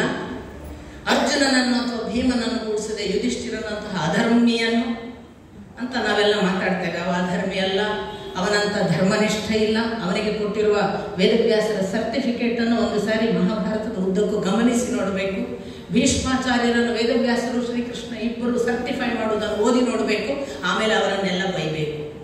ಕಾಲ ಕಾಲಕ್ಕೆ ವ್ಯಕ್ತಿತ್ವ ನಾಶ, ಹಾನಿ ನಡೀತಾ ಇರ್ತದೆ. ಆದರೆ ಸತ್ಯ ಮರೆಮಾಚಬಾರದು. ಸತ್ಯ ಏನು ಅಂದರೆ, ಪ್ರತಿಯೊಬ್ಬರು ಅವರವರ ಕರ್ತವ್ಯ ಮಾಡಿದ್ದಾರೆ. ಅದಕ್ಕಾಗಿ ನಾವು ದ್ವೇಷಿಸ್ತಾ ಕೂಡುವುದಲ್ಲ. ದ್ವೇಷಿಸುವುದಕ್ಕೆ ಹೊರಡುವಾಗ ಒಂದು ನೆನಪಿಟ್ಟುಕೊಳ್ಳಬೇಕು, ಆ ವ್ಯಕ್ತಿಯು ಯಾವುದೋ ದೇವರನ್ನು ನಂಬಿಯೇ ನಡೆದಿದ್ದಾನೆ. ಆ ವ್ಯಕ್ತಿಯು ರಾಮನನ್ನು, ಕೃಷ್ಣನನ್ನು ಆದರ್ಶ ಅಂತ ನಡೆದಿದ್ದಾನೆ. ಅವನು ನಡೆಯುವಾಗ ತಪ್ಪಾಗಿದ್ರೆ ಅವನು ಹೊಣೆಯಲ್ಲ. ಮೇಲಿನವನ ಲೆಕ್ಕಾಚಾರ ನೆನಪಿಟ್ಕೊಳ್ಬೇಕು. ನಾವೇ ಎಲ್ಲದಕ್ಕೂ ಹೊಣೆಗಳಲ್ಲ. ನಾನೇ ಮಾಡೋದಾಗಿದ್ರೆ, ಎಲ್ಲ ಗಾಂಧಿಯೇ ಮಾಡೋದಾಗಿದ್ರೆ, ಎಲ್ಲ ನೆಹರುವೇ ಮಾಡಿದ್ದಾರೆ, ಎಲ್ಲವೂ ಮೋದಿಯೇ ಮಾಡುವುದಾಗಿದ್ರೆ ಭಗವಂತ ಯಾಕಬೇಕು? ಇವರೆಲ್ಲ ಅವರವರ ರೋಲ್ ಪ್ಲೇ ಮಾಡ್ತಿದ್ದಾರೆ. ಯಾವ ಮೋದಿನೂ ಪರ್ಮನೆಂಟ್ ಅಲ್ಲ, ಯಾವ ಗಾಂಧಿನೂ ಪರ್ಮನೆಂಟ್ ಅಲ್ಲ. ಈ ಎಚ್ಚರ ಇರಬೇಕು ಅನ್ನೋ ಕಾರಣಕ್ಕಾಗಿ ಯಾರನ್ನೂ ದ್ವೇಷಿಸದೆ ಹಿಸ್ಟ್ರಿಯನ್ನ ಅದರ ಅವರವರ ರೋಲ್ ಪ್ಲೇಗಾಗಿ ಗೌರವಿಸುವ ಒಂದು ಸಂಗತಿಯನ್ನು ನಾವು ಇಟ್ಕೊಳ್ಬೇಕು ಅನ್ನೋ ಏಕಮಾತ್ರ ಕಾರಣಕ್ಕೆ ನಾನು ಅಷ್ಟನ್ನು ಹೇಳಿದ್ದೇನೆ. ಕೆಲವರಿಗೆ ಅದು ವರ್ಜ್ಯವಾಗಿದ್ದರೆ, ಅನಿಷ್ಟವಾಗಿದ್ದರೆ ಅದು ಅವರವರ ಭಾವಕ್ಕೆ, ಅವರವರ ಭಕ್ತಿಗೆ. ನನಗೆ ಯಾರ ಮೇಲೂ ಏನು ಬೇಸರಗಳಿಲ್ಲ. ನನಗೆ ವೈಯಕ್ತಿಕವಾಗಿ ನಾನು ಗಾಂಧಿಯನ್ನು ತಲೆಯಲ್ಲಿ ಇಟ್ಟವಳಲ್ಲ, ಸುಭಾಷ್ ಚಂದ್ರ ಬೋಸನ್ನು ಕಾಲಿಗೆ ಹಾಕಿದವಳಲ್ಲ. ನನಗೆ ಅವರಿಬ್ಬರ ಬಗ್ಗೆ ಕೂಡ ಗೌರವ ಇದೆ. ಅವರವರು ಆ ಟೈಮಿಗೆ ಏನು ಬೇಕಿತ್ತು ಆ ಕೆಲಸವನ್ನು ಈ ದೇಶಕ್ಕಾಗಿ ಮಾಡಿದ್ದಾರೆ. ಅವರ ಪುಣ್ಯದಿಂದ ನಾವು ಇವತ್ತು ಹೀಗಿದ್ದೇವೆ. ಎಲ್ಲರ ಪುಣ್ಯ ಅದರಲ್ಲಿದೆ, ಒಬ್ಬರಿಬ್ಬರಲ್ಲ, ಅಷ್ಟು ಜನರ ಪುಣ್ಯ ಇದೆ. ಅದೆಲ್ಲವನ್ನ ತಗೊಂಡು ನಾವು ನಡೆಯೋಣ. ಹೆಸರಿನಿಂದ ಒಡೆಯೋದು ಬೇಡ. ಜಗತ್ತಿನಲ್ಲಿ ಒಡೆಯುವುದಕ್ಕೆ 100 ಕಾರಣಗಳಿವೆ, ಕೂಡೋದಕ್ಕೆ ಕಾರಣಗಳಿಲ್ಲ. ಪ್ರೀತಿ ಒಂದೇ ಕಾರಣ. ದಯವಿಟ್ಟು ಪ್ರೀತಿಸೋಣ. ಜಗತ್ತಿನಲ್ಲಿ ಕೂಡುವುದಕ್ಕೆ ಬಂದಿದ್ದೇವೆ, ಒಡೆಯೋದಕ್ಕಲ್ಲ. ಒಡೆಯೋದು ಬೇಡ ಕೂಡ, ಒಡೆಯೋದಕ್ಕೆ ಸಾಕಷ್ಟು ಜನ ಇದ್ದಾರೆ. ಕೂಡುವುದಕ್ಕೆ ಹುಡುಕೋಣ ಕಾರಣಗಳನ್ನು. ಆ ದೃಷ್ಟಿಯಿಂದ ನನ್ನ ಮಾತು. ಇಷ್ಟೆಲ್ಲ ಹೇಳಿದಾಗ ಎಲ್ಲ ಕಾಲಕ್ಕೂ ಧೃತರಾಷ್ಟ್ರರು ಇದ್ದೇ ಇರ್ತಾರೆ. ಅವರಿಗೊಂದು ಮೌಢ್ಯವೋ, ಕುರುಡುತನವೋ, ಅಂಧತ್ವವೋ ಇದ್ದೇ ಇರ್ತದೆ. ಮಾಮಕಾಹ ಪಾಂಡವಾಶ್ಚೈವ ಅಂತಲೇ ಪ್ರಾರಂಭ ಮಾಡಿದ ಅವನು. ಧರ್ಮಕ್ಷೇತ್ರೇ ಕುರುಕ್ಷೇತ್ರೇ ಕಿಮಕುರ್ವತ ಸಂಜಯ ಅಂತ ಕೇಳುವಾಗ ಮಾಮಕಾಹ ಪಾಂಡವಾಶ್ಚೈವ ಅಂತಲೇ ಕೇಳಿದ. ನನ್ನವರು ಮತ್ತು ಪಾಂಡವರು ಅಲ್ಲಿಯೇ ಡಿಫರೆನ್ಸ್ ಹೇಳಿ ಆಯ್ತು ಅವನು. ಒಡೆಯುವುದಕ್ಕೆ ಕಾರಣಗಳು ಪ್ರಾರಂಭವೇ ನೋಡಿ. ಇಂಥ ಧೃತರಾಷ್ಟ್ರನಂತಹ ಮೌಢ್ಯ ಇದ್ದಾಗ, ಮೌಢ್ಯ ಇಲ್ಲದಿದ್ದರೆ ಆ ಶಬ್ದ ಬರ್ತಿರಲಿಲ್ಲ. ಆದರೆ ಶಬ್ದವನ್ನೇ ನೀವು ಗಮನಿಸಿದರೆ ಮಾಮಕಾಹ ಪಾಂಡವಾಶ್ಚೈವ ಅನ್ನೋದನ್ನು ಬೇರೆ ಬೇರೆ ಅರ್ಥದಲ್ಲಿ ವ್ಯಾಖ್ಯಾನಕಾರರೆಲ್ಲ ವಿವರಿಸ್ತಾರೆ. ಎಲ್ಲಕ್ಕಿಂತ ಬ್ಯೂಟಿಫುಲ್ ನಮ್ಮ ಧರ್ಮಕ್ಷೇತ್ರ ಕುರುಕ್ಷೇತ್ರ ಅನ್ನೋದನ್ನು KS ನಾರಾಯಣಾಚಾರ್ಯರು ಬಹಳ ಚಂದ ವಿಭಜಿಸ್ತಾರೆ. ಅವ್ರು ಹೇಳೋದು ಕ್ಷೇತ್ರೇ ಕ್ಷೇತ್ರೇ ಧರ್ಮಂ ಕುರು ಅಂತ ಪ್ರಾರಂಭ. ಅದು ಧರ್ಮಕ್ಷೇತ್ರ ಕುರುಕ್ಷೇತ್ರ ಅಲ್ಲ, ಕ್ಷೇತ್ರೇ ಕ್ಷೇತ್ರೇ ಧರ್ಮಂ ಕುರು ಅನ್ನೋದು ಮಾತಿನ ಆರಂಭ. ಇದೊಂದು ದೊಡ್ಡ ಪೀಠಿಕೆ ಅಂತ ಭಗವದ್ಗೀತೆ ಅವರವರ ಕಾಣಿಕೆ. ಒಂದು ಶ್ಲೋಕ ಹೇಗೆಲ್ಲ ಅರ್ಥ ಆಗಬಹುದು ಅಂತ. ಆದರೆ ಮಾಮಕಾಹ ಪಾಂಡವಾಶ್ರೈವ ಅಂದಾಗ ಅವರು ನನ್ನವರು ಮತ್ತು ಪಾಂಡವರು ಏನು ಮಾಡಿದರು, ಕಿಂ ಅಕುರ್ವತ ಸಂಜಯ ಅಂತ ಕೇಳುವಾಗ ಏನು ಮಾಡಿದರು ಅಂತ ಕೇಳೋ ಹೊತ್ತಿಗೆ ಆವಾಗ ಕೊಟ್ಟ ಆ ವಿವರಣೆ ಕೆಲವರಿಗೆ ಅದು ಮಾಮಕಾಹ ಅಂದ್ರೆ ಅವನು ದುರ್ಯೋಧನಾದಿಗಳನ್ನು ನನ್ನವರು ಅಂತ ಹೇಳಿದ, ಪಾಂಡವಾಶ್ರೈವ ಅಂದಾಗ ಪಾಂಡವರನ್ನು ಅಂತ ಭಿನ್ನವಾಗಿಸಿದ ಒಂದು. ಇನ್ನೊಂದು ಮಮಕಾರಕ್ಕೆ ಒಳಗಾದ ನನ್ನವರು. ಮಮಕಾರ ಮಾಮಕ ಅನ್ನೋದು ಮಮಕಾರ ಅಂತ ಅರ್ಥ ಮಾಡುವವರು ಇದ್ದಾರೆ. ಇವನ ಮಮಕಾರಕ್ಕೆ ಒಳಗಾದವರು ಇವನವರು, ಇವನ ಮಮಕಾರಕ್ಕೆ ಒಳಗಾದವರು ಹೊರಗಿನವರು ಅಷ್ಟೇ. ಹಾಗಾಗಿ ಮಮಕಾರವೇ ಅವನಲ್ಲಿ ಡಾಮಿನೇಟಿಂಗ್ ಇತ್ತು. ಆ ಮಮಕಾರದ ಕಾರಣದಿಂದ ಅವನು ಅವರನ್ನು ಮಾಮಕಾಹ ಅಂತ ಹೇಳಿದ. ಈ ಮಮಕಾರ ಯಾವತ್ತೂ ಕೂಡ ಇಂದ್ರಿಯಗಳಿಂದ ಪ್ರಚೋದಿತ. ಈ ಇಂದ್ರಿಯ ಪ್ರಚೋದಿತವಾದದ್ದು ಎಲ್ಲವೂ ಕೂಡ ಅಂತ್ಯವಾಗಲಿಕ್ಕೆ ಬಂದಿದೆ ಅನ್ನುವುದು ಇನ್ನಿತರ ಅನೇಕರು ಕೊಡುವಂತಹ ಮಾತು. ಆಮೇಲೆ ಪರ್ಯಾಪ್ತಮ್ ಅಪರ್ಯಾಪ್ತಮ್ ಅನ್ನುವ ದುರ್ಯೋಧನನ ಮಾತು, ಅದಕ್ಕೂ ವಿವರಣೆಗಳಿವೆ. ನಾನು ಬಹಳ ಅಂಥವುಗಳನ್ನು ಹೆಚ್ಚು ಹೇಳೋದಿಲ್ಲ, ಯಾಕೆಂದ್ರೆ ಇವೆಲ್ಲ ಒಂಥರ ಶಬ್ದದ ಹಿನ್ನೆಲೆಯಲ್ಲಿ ಅರ್ಥ ಸಾಧ್ಯತೆಗಳ ಊಹೆ ಮಾತ್ರವೇ ಹೊರತು ನಮ್ಮ ಒಬ್ಬ ಮುಖ್ಯ ಪಾತ್ರನಿದ್ದಾನಲ್ಲ, ಕುಸಿದು ಬಿದ್ದ ಅರ್ಜುನ, ಎದ್ದು ನಿಲ್ಲಿಸಲಿಕ್ಕೆ ಸಿದ್ಧನಾದ ಕೃಷ್ಣ, ಇವರ ಮಧ್ಯೆ ಏನು ನಡೆಯಿತು ಅಂತಹ ಆಂತರಂಗಿಕವಾದ ಅವರಿಬ್ಬರ ನಡುವಿನ ಸಂವೇದನೆಗಳೇನು, ಯಾವ ರೀತಿಯ ಕಾನ್ವರ್ಸೇಷನ್ ಅದು, ಮೌನವಾಗಿ ಎಂಥೆಂಥದ್ದನ್ನು ಅಲ್ಲಿ ದಾಟಿಸಿದ್ದ, ಇವುಗಳು ನನಗೆ ಬಹಳ ಮುಖ್ಯವಾದ ಸಂಗತಿ. ಅದರಿಂದ ಈ ಒಂದು ದೃಷ್ಟಿಯಿಂದ ಅಂದರೆ ದುರ್ಯೋಧನನಿಗೆ ಒಂದು ಅತೃಪ್ತಿ ಇತ್ತು ಅನ್ನುವುದು ಸಹಜ. ಅದಕ್ಕೆ ಅವನು ಪರ್ಯಾಪ್ತಮ್ ಅಂತ ಹೇಳುವಾಗ ಅವರಿಗೆ ಹೇಳ್ತಾನೆ, ಅಪರ್ಯಾಪ್ತಮ್ ಅಂತ ಹೇಳುವಾಗ ತನಗೆ ಹೇಳ್ತಾನೆ ಅಂತ ಇವರು ಭಾವಿಸ್ತಾರೆ ವ್ಯಾಖ್ಯಾನಕಾರರು. ಯಾಕೆಂದ್ರೆ ಪರ್ಯಾಪ್ತಮ್ ಅನ್ನೋದಕ್ಕೆ ಇಷ್ಟೇಯ ಅನ್ನೋ ಅರ್ಥವೂ ಬರುತ್ತೆ.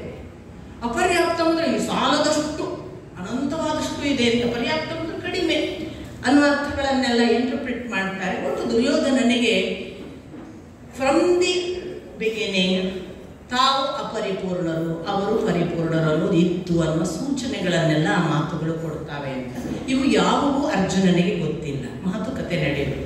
ಆದರೆ ಯುದ್ಧ ಮಾಡಬೇಕು ಅಂತ ಹೊರಟಾಗ ಈ ಪಾಂಚಜನ್ಯವನ್ನು ಕೃಷ್ಣನು, ದೇವದತ್ತವನ್ನು ಧನಂಜಯನು ಊದಿದ್ರು, ಮತ್ತಿತರರೆಲ್ಲ ಯಾವ ಯಾವ ಶಂಖಗಳನ್ನು ಊದಿದ್ರು ಅನ್ನೋ ಲಿಸ್ಟ್ ನಿಮಗೆ ಗೊತ್ತಿದೆ. ಒಂದು ವಿವರಣೆ ಬರುತ್ತೆ ಸಂಜೆಯ ಮುಂಚಿನ ವಿವರಣೆಯಲ್ಲಿ ಹೇಳುವಾಗ, ಈ ಶಂಖ ಊದಿದಾಗ ಅದು ಯಾವ ಮಟ್ಟಕ್ಕೆ ಭೀತಿಯ ವಾತಾವರಣ ಹುಟ್ಟಿಸಿತ್ತು ಅಂದ್ರೆ, ನಿಂತುಕೊಂಡಿದ್ದ ಅಲ್ಲಿ ಇದ್ದಂತಹ ಅನೇಕ ಯೋಧರು ಕೂಡ ಮೂತ್ರ ವಿಸರ್ಜನೆ ಮಾಡಿದ್ದಾರೆ ಅಂತ ಒಂದು ಉಲ್ಲೇಖ ಇದೆ. ಅಂದ್ರೆ ಅದು ಸಾಮಾನ್ಯ ಮಟ್ಟದ ಯುದ್ಧ ಘರ್ಜನೆ ಆಗಿರಲಿಲ್ಲ. ಹಾಗಾದ್ರೆ ಈ ಸಾಮಾನ್ಯ ಮಟ್ಟದ ಯುದ್ಧ ಘರ್ಜನೆ ಆಗಿರಲಿಲ್ಲ, ಆದ್ರಿಂದ ಅರ್ಜುನ ಹೆದರಿದ್ನ ಅಲ್ಲ. ಯಾಕೆ ಗೊತ್ತಾ, ನೆಕ್ಸ್ಟ್ ಅವನ ಮಾತು ಮೊದಲು ಕೂಡ ಯುಧಿಷ್ಠಿರನಿಗೆ ಹೇಳಿದ್ದಾನೆ ಅಂತ ನಾನು ಅಂದೆ, ನೀನು ಯಾಕೆ ಹೆದರ್ತೀವಿ, ವಿಷಾದ ಪಡುವ ಸಮಯ ಅಲ್ಲ, ನಮ್ಮ ಜೊತೆಗೆ ಕೃಷ್ಣ ಇದ್ದಾನೆ ಅಷ್ಟೇ ಹೇಳಲಿಲ್ಲ ಅವನು. ಕೃಷ್ಣ ಮಾತ್ರ ಇದ್ದಾನೆ ಅಂತ ಭಾವಿಸಬೇಡ, ನಮ್ಮ ಜೊತೆಗೆ ಧರ್ಮ ಇದೆ, ಸತ್ಯ ಇದೆ, ಪ್ರಾಮಾಣಿಕತೆ ಇದೆ, ಪ್ರಯತ್ನಶೀಲತೆ ಇದೆ. ಸತ್ಯ, ಧರ್ಮ, ದಯೆ ಮತ್ತು ಪ್ರಯತ್ನಶೀಲತೆ ನಮ್ಮ ಜೊತೆಗಿರುವುದರಿಂದ ನಮಗೆ ಸೋಲಾಗುವುದಿಲ್ಲ. ಈ ನಾಲ್ಕು ಇದ್ರೆ ಸಾಲೋದಿಲ್ಲ. ಕೃಷ್ಣ ದೈವ, ಅವನು ಇದ್ದಾನೆ, ಆದ್ದರಿಂದ ಗೆಲ್ತೇವೆ ಅಂತ ಯುಧಿಷ್ಠಿರನಿಗೆ ಒಂದು ಭರವಸೆ ಕೊಟ್ಟಂತಹ ಕೃಷ್ಣ, ಐ ಮೀನ್ ಅರ್ಜುನ, ಮುಂದೆ ನನ್ನೊಮ್ಮೆ ಈ ಸೇನೆಯೋರು ಉಭಯರ ಮಧ್ಯೆ ಸ್ಥಾಪಯಿತು ಅಂತ ಕೇಳಿಕೊಂಡವನು. ಅವನು ಕೃಷ್ಣ ಯಾಕೆ ಮಾಸ್ಟರ್ ಪ್ಲಾನ್ ಅನ್ನೋದಕ್ಕೆ ಇಲ್ಲೆಲ್ಲ ಸೂಚನೆಗಳಿವೆ ನೋಡಿ. ಕೃಷ್ಣ ಅಷ್ಟು 11 ಅಕ್ಷೋಹಿಣಿ ಸೇನೆ ಇತ್ತು, ಯಾರೋ ಕಾಕಪೋಕರ ಹತ್ರ ಹೋಗಿ ನಿಲ್ಲಿಸಬಹುದಿತ್ತಲ್ಲ, ಅವನು ಯಾಕೆ ಭೀಷ್ಮ ದ್ರೋಣರ ಮುಂದೆ ನಿಲ್ಲಿಸಿದ? ಯಾಕೆ ದುರ್ಯೋಧನ ಮತ್ತು ಇತರ ಯಾವ ಸಹೋದರ ಬಂಧುಗಳು ಅಂತ ಇವ ಭಾವಿಸ್ತಾನೆ? ಮಾತುಲ, ಪುತ್ರಾನ್, ಪೌತ್ರಾನ್ ಅಂತ ಯಾರನ್ನ ಭ್ರಾತೃನ್ ಅಂತೆಲ್ಲ ಭಾವಿಸ್ತಾನೆ. ಅವರ ಮುಂದೆಯೇ ಯಾಕೆ ಹೋಗಿ ನಿಲ್ಲಿಸಿದ? ಇಲ್ಲಿಯೇ ಕೃಷ್ಣನ master plan implementation to test. ಹೌದು, ಇದೇ ಅರ್ಜುನನಿಗೆ, ಇದೇ ಭ್ರಾತೃನ್, ಪುತ್ರಾನ್, ಪೌತ್ರಾನ್, ಶ್ವಶುರಾನ್ ಯಾರೆಲ್ಲ ಇದ್ದಾರೆ, ಅಥವಾ ದ್ರೋಣ, ಭೀಷ್ಮ ಮೊದಲಾದ ಗುರುಗಳು, ಇವರು ಎಲ್ಲರನ್ನು ಕೂಡ ವಿರಾಟ ಪರ್ವದಲ್ಲೂ ಎದುರಾಗಿದ್ದಾನಲ್ಲ. ವಿರಾಟ ಪರ್ವದಲ್ಲಂತೂ ಆರಂಭದಲ್ಲಿ ಗುರುವಿಗೆ ನಮಸ್ಕರಿಸದ ಶಿಷ್ಯ ಬಾಣ ಪ್ರಯೋಗ ಮಾಡುವ ಹಾಗಿಲ್ಲ. ಅಂಥದ್ದೊಂದು ಧರ್ಮ ಪರಂಪರೆ ಆ ಕಾಲಕ್ಕೂ ಇತ್ತು. ಈಗಿನಲ್ಲಿ ಕಲಿಯುಗದಲ್ಲಿ ಗುರು ಶಿಷ್ಯನಿಗೆ ನಮಿಸಿ ಆಗಲಿ ಎಂದರೆ ಮಹಾಪ್ರಸಾದ ಎಂಬೆನು ಅನ್ನೋ ಅಲ್ಲಮನ ಮಾತಿನ ಹಾಗೆ ಆಗಿನ ಕಾಲದಲ್ಲಿ ಗುರು ಒಬ್ಬನಿಗೆ ನಮಿಸದೆ ಶಿಷ್ಯ ಮುಂದೆ ಹೆಜ್ಜೆ ಇಡ್ತಿರ್ಲಿಲ್ಲ. ಅರ್ಜುನನಿಗೆ ಬೃಹನ್ನಳೆಯ ವೇಷದಲ್ಲಿದ್ದಾನೆ. ಬಾಣವನ್ನ ಹೂಡಿ ಯುದ್ಧ ಪ್ರಾರಂಭ ಮಾಡಬೇಕಾದ್ರೆ ಧರ್ಮ ಸಂಕಟ, ಗುರುವಿನ ಆಶೀರ್ವಾದ ತೆಗೆದುಕೊಳ್ಳದೆ ಹೇಗೆ ಪ್ರಾರಂಭ ಮಾಡುವುದು? ಹಾಗಂತ ನಾನು ಗುರುವಿನ ಹತ್ರ ಹೋಗಿ ನಮಸ್ಕಾರ ಮಾಡಿದರೆ ಬೃಹನ್ನಳೆ ಅಂತ ಅನ್ನೋದು ಅಲ್ಲ ಅಂತ ಗೊತ್ತಾಗತ್ತೆ. ಅರ್ಜುನ ಅನ್ನೋದನ್ನು ಪ್ರಕಟಿಸಬೇಕಾಗತ್ತೆ. ಇನ್ನು ಅಜ್ಞಾತವಾಸ ಮುಗುದಿಲ್ಲ, ಪ್ರಕಟಿಸುವ ಹಾಗಿಲ್ಲ. ಈ ಧರ್ಮ ಸಂಕಟದಲ್ಲಿ ಹೇಗಾದರೂ ಮಾಡಿ ಗುರುವಿಗೆ ವಂದಿಸಬೇಕು ಅಂತ ಅರ್ಜುನ ಮಾಡಿದ ನಿರ್ಣಯ ಏನು ಅಂದರೆ, ನಾನು ಹೇಗಾದರೂ ಗುರುವಿಗೆ ವಂದಿಸಬೇಕು. ಹೇಗೆ ವಂದಿಸಬೇಕು? ಅವರು ಕಲಿಸಿದ ವಿದ್ಯೆಯ ಮೂಲಕ ವಂದಿಸಬೇಕು. ಬಿಲ್ಗಾರನಾದ ಅರ್ಜುನ ಮೊದಲು ಬಾಣವನ್ನು ತೆಗೆದುಕೊಂಡು ನೇರವಾಗಿ ಆ ದ್ರೋಣರ ಅಂದರೆ ನಾವು ಯಾವ ಪಾದಕ್ಕೆ ಶಿರವಿಟ್ಟು ನಮಸ್ಕರಿಸುವ ಹೆಬ್ಬೆರಳು ಇದೆಯಲ್ಲ, ಅದು ನಾವು ಶಿರಾಗ್ರವನ್ನು ತಲುಪಿಸಬೇಕು, ತಗ್ಗಿಸಬೇಕು, ಮುಟ್ಟಿಸಬೇಕು ನಮ್ಮ ನಮಸ್ಕಾರದಲ್ಲಿ. ಆ ಹೆಬ್ಬೆರಳಿಗೆ ನಮಸ್ಕರಿಸಬೇಕು. ಈಗ ಇವನು ಇಲ್ಲಿಂದ ಹೀಗೆ ಆ ರಥದಲ್ಲಿರುವ ದ್ರೋಣಾಚಾರ್ಯರಿಗೆ ಬಾಣ ಬಿಟ್ಟರೆ ಹೆಬ್ಬೆಟ್ಟಿನ ತುತ್ತ ತುದಿಗೆ, ಹಾಗಂತ ಹೆಬ್ಬೆಟ್ಟಿನ ಚರ್ಮಕ್ಕೂ ಸೋಂಕಲಿಲ್ಲ, ಹೆಬ್ಬೆಟ್ಟು ಅಲ್ಲ ಅನ್ನಕ್ಕೆ ಸಾಧ್ಯ ಇಲ್ಲ. ಕೂದಲೆಳೆಯ ಡಿಫರೆನ್ಸಿನಲ್ಲಿ ಬಾಣ ಬಂದು ಬಿದ್ದಾಗ ದ್ರೋಣಾಚಾರ್ಯರು ಅಂದುಕೊಂಡ್ರಂತೆ, ಇದು ನನ್ನ ಶಿಷ್ಯ ಅರ್ಜುನ. ಇದು ಅಂದ್ರೆ ಸಾಮಾನ್ಯನಲ್ಲ ಅರ್ಜುನ ಅನ್ನೋದಕ್ಕೆ. ಅಂಥ ಅರ್ಜುನ ಇವತ್ತು ಪುನಃ ಮುಖಾಮುಖಿಯಾದಾಗ, ಆವತ್ತು ವಿರಾಟ ಪರ್ವದಲ್ಲಿ ಕೃಷ್ಣ ಮುಂದೆ ಇಲ್ಲದೆ ಇರುವಾಗ ಗೆದ್ದವನು ಇಷ್ಟು ಜನರನ್ನು, ಅವರನ್ನು ಸೋಲಿಸಿ ವಾಪಸ್ ಕಳುಹಿಸಿದವನು. ಇವತ್ತು ಭಕ್ತಿ ಪರಂಪರೆಯ ಯಾರಾದರೂ ಕೂಡ ನೀವು ಜೀವನದಲ್ಲಿ ಯಾವುದನ್ನು ಪಾರಾಯಣ ಮಾಡಬೇಕು ಅಂತಂದ್ರೆ, ಒಂದು ವಿರಾಟ ಪರ್ವವನ್ನು ಪಾರಾಯಣ ಮಾಡಿ ಅಂತ ಹೇಳೋದು, ಇನ್ನೊಂದು ಸುಂದರಕಾಂಡವನ್ನು ಪಾರಾಯಣ ಮಾಡಿ ಅಂತ ಹೇಳೋದು. ಎರಡರಲ್ಲೂ ದೇವರೇ ಇಲ್ಲ. ವಿರಾಟ ಪರ್ವದಲ್ಲೂ ಕೃಷ್ಣನಿಲ್ಲ, ಸುಂದರಕಾಂಡದಲ್ಲೂ ರಾಮನಿಲ್ಲ. ಎರಡು ಹೇಳೋದು ಭಕ್ತಿಯ ಪಾರಮ್ಯವನ್ನು. ಯಾರ ಮೂಲಕ? ಭಕ್ತನ ಮುಖಾಂತರ. ಕೃಷ್ಣ ಬೆನ್ನಿಗಿದ್ದದ್ದರಿಂದ ಅರ್ಜುನ ಗೆದ್ದಿದ್ದಾನೆ ಅನ್ನುವುದು ಭಕ್ತಿ ಶ್ರದ್ಧೆಯ ಫಲ. ಇಲ್ಲಿ ಸುಂದರಕಾಂಡದಲ್ಲಿ ಹನುಮಂತನಿಗೆ ಆ ರಾಮ ಭಕ್ತಿ ಇದ್ದದ್ರಿಂದ ಅವನ ಸುಂದರಕಾಂಡ ಅಷ್ಟು ಯಶಸ್ವಿ, ವಿಜಯಿ. ಇದನ್ನು ಹೇಳುವುದಕ್ಕಾಗಿ ಪಾರಾಯಣವನ್ನು ಮಾಡುವಾಗ ದೇವರಿಲ್ಲದ ಭಕ್ತಿಯ ಪಾರಮ್ಯ ಬೇಕಾದರೆ, ನಮ್ಮೊಳಗೆ ಭಕ್ತಿ ಅಂತರ್ಗತವಾಗಬೇಕಾದ್ರೆ ಆ ಭಕ್ತರನ್ನು ನೆನೆಯಿರಿ, ದೇವರನ್ನಲ್ಲ.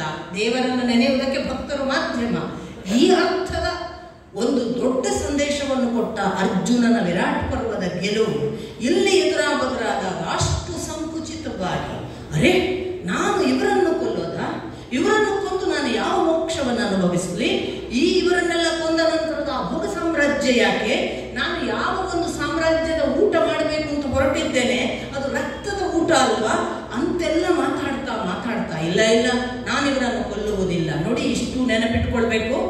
ಹೇಡಿಯಾಗಿದ್ರೆ, ನಪುಂಸಕನಾಗಿದ್ರೆ, ಭೀತನಾಗಿದ್ರೆ, ಇವರು ನನ್ನನ್ನು ಕೊಂದರೆ ನಾನು ಇಲ್ಲವಾದರೆ ಅಂತ ಮಾತಾಡಬೇಕಿತ್ತು. ಅವನಿಗೆ ಖಚಿತ ಗೊತ್ತು ನಾನು ಗೆಲ್ತೇನೆ, ಅವನಿಗೆ ಖಚಿತ ಗೊತ್ತು ನಾನು ಅವರನ್ನು ಕೊಲ್ತೇನೆ, ನನ್ನನ್ನು ಕೊಂದರೆ ಅಂತ ಎಲ್ಲೂ ಮಾತಾಡಿಲ್ಲ ಅವನು. ಹೇಡಿಯ ಮಾತಲ್ಲ ಅದು, ಇಷ್ಟು ಸ್ಪಷ್ಟ ಇದೆ. ಆದರೂ ಯಾಕೆ ಅವರನ್ನು ಹೇಡಿ ಅಂತಾರೆ ನನಗೆ ಆಶ್ಚರ್ಯ ಆಗುತ್ತೆ. ಅವರ ಮಾತು ಇಡೀ ಓದಿ, ಅವರು ಸತ್ತರೆ, ಅವರನ್ನು ಸತ್ತ ಬಳಿಕ ನಾನು ಪಡೆಯುವ ರಾಜ್ಯ ಯಾಕೆ ಬೇಕು?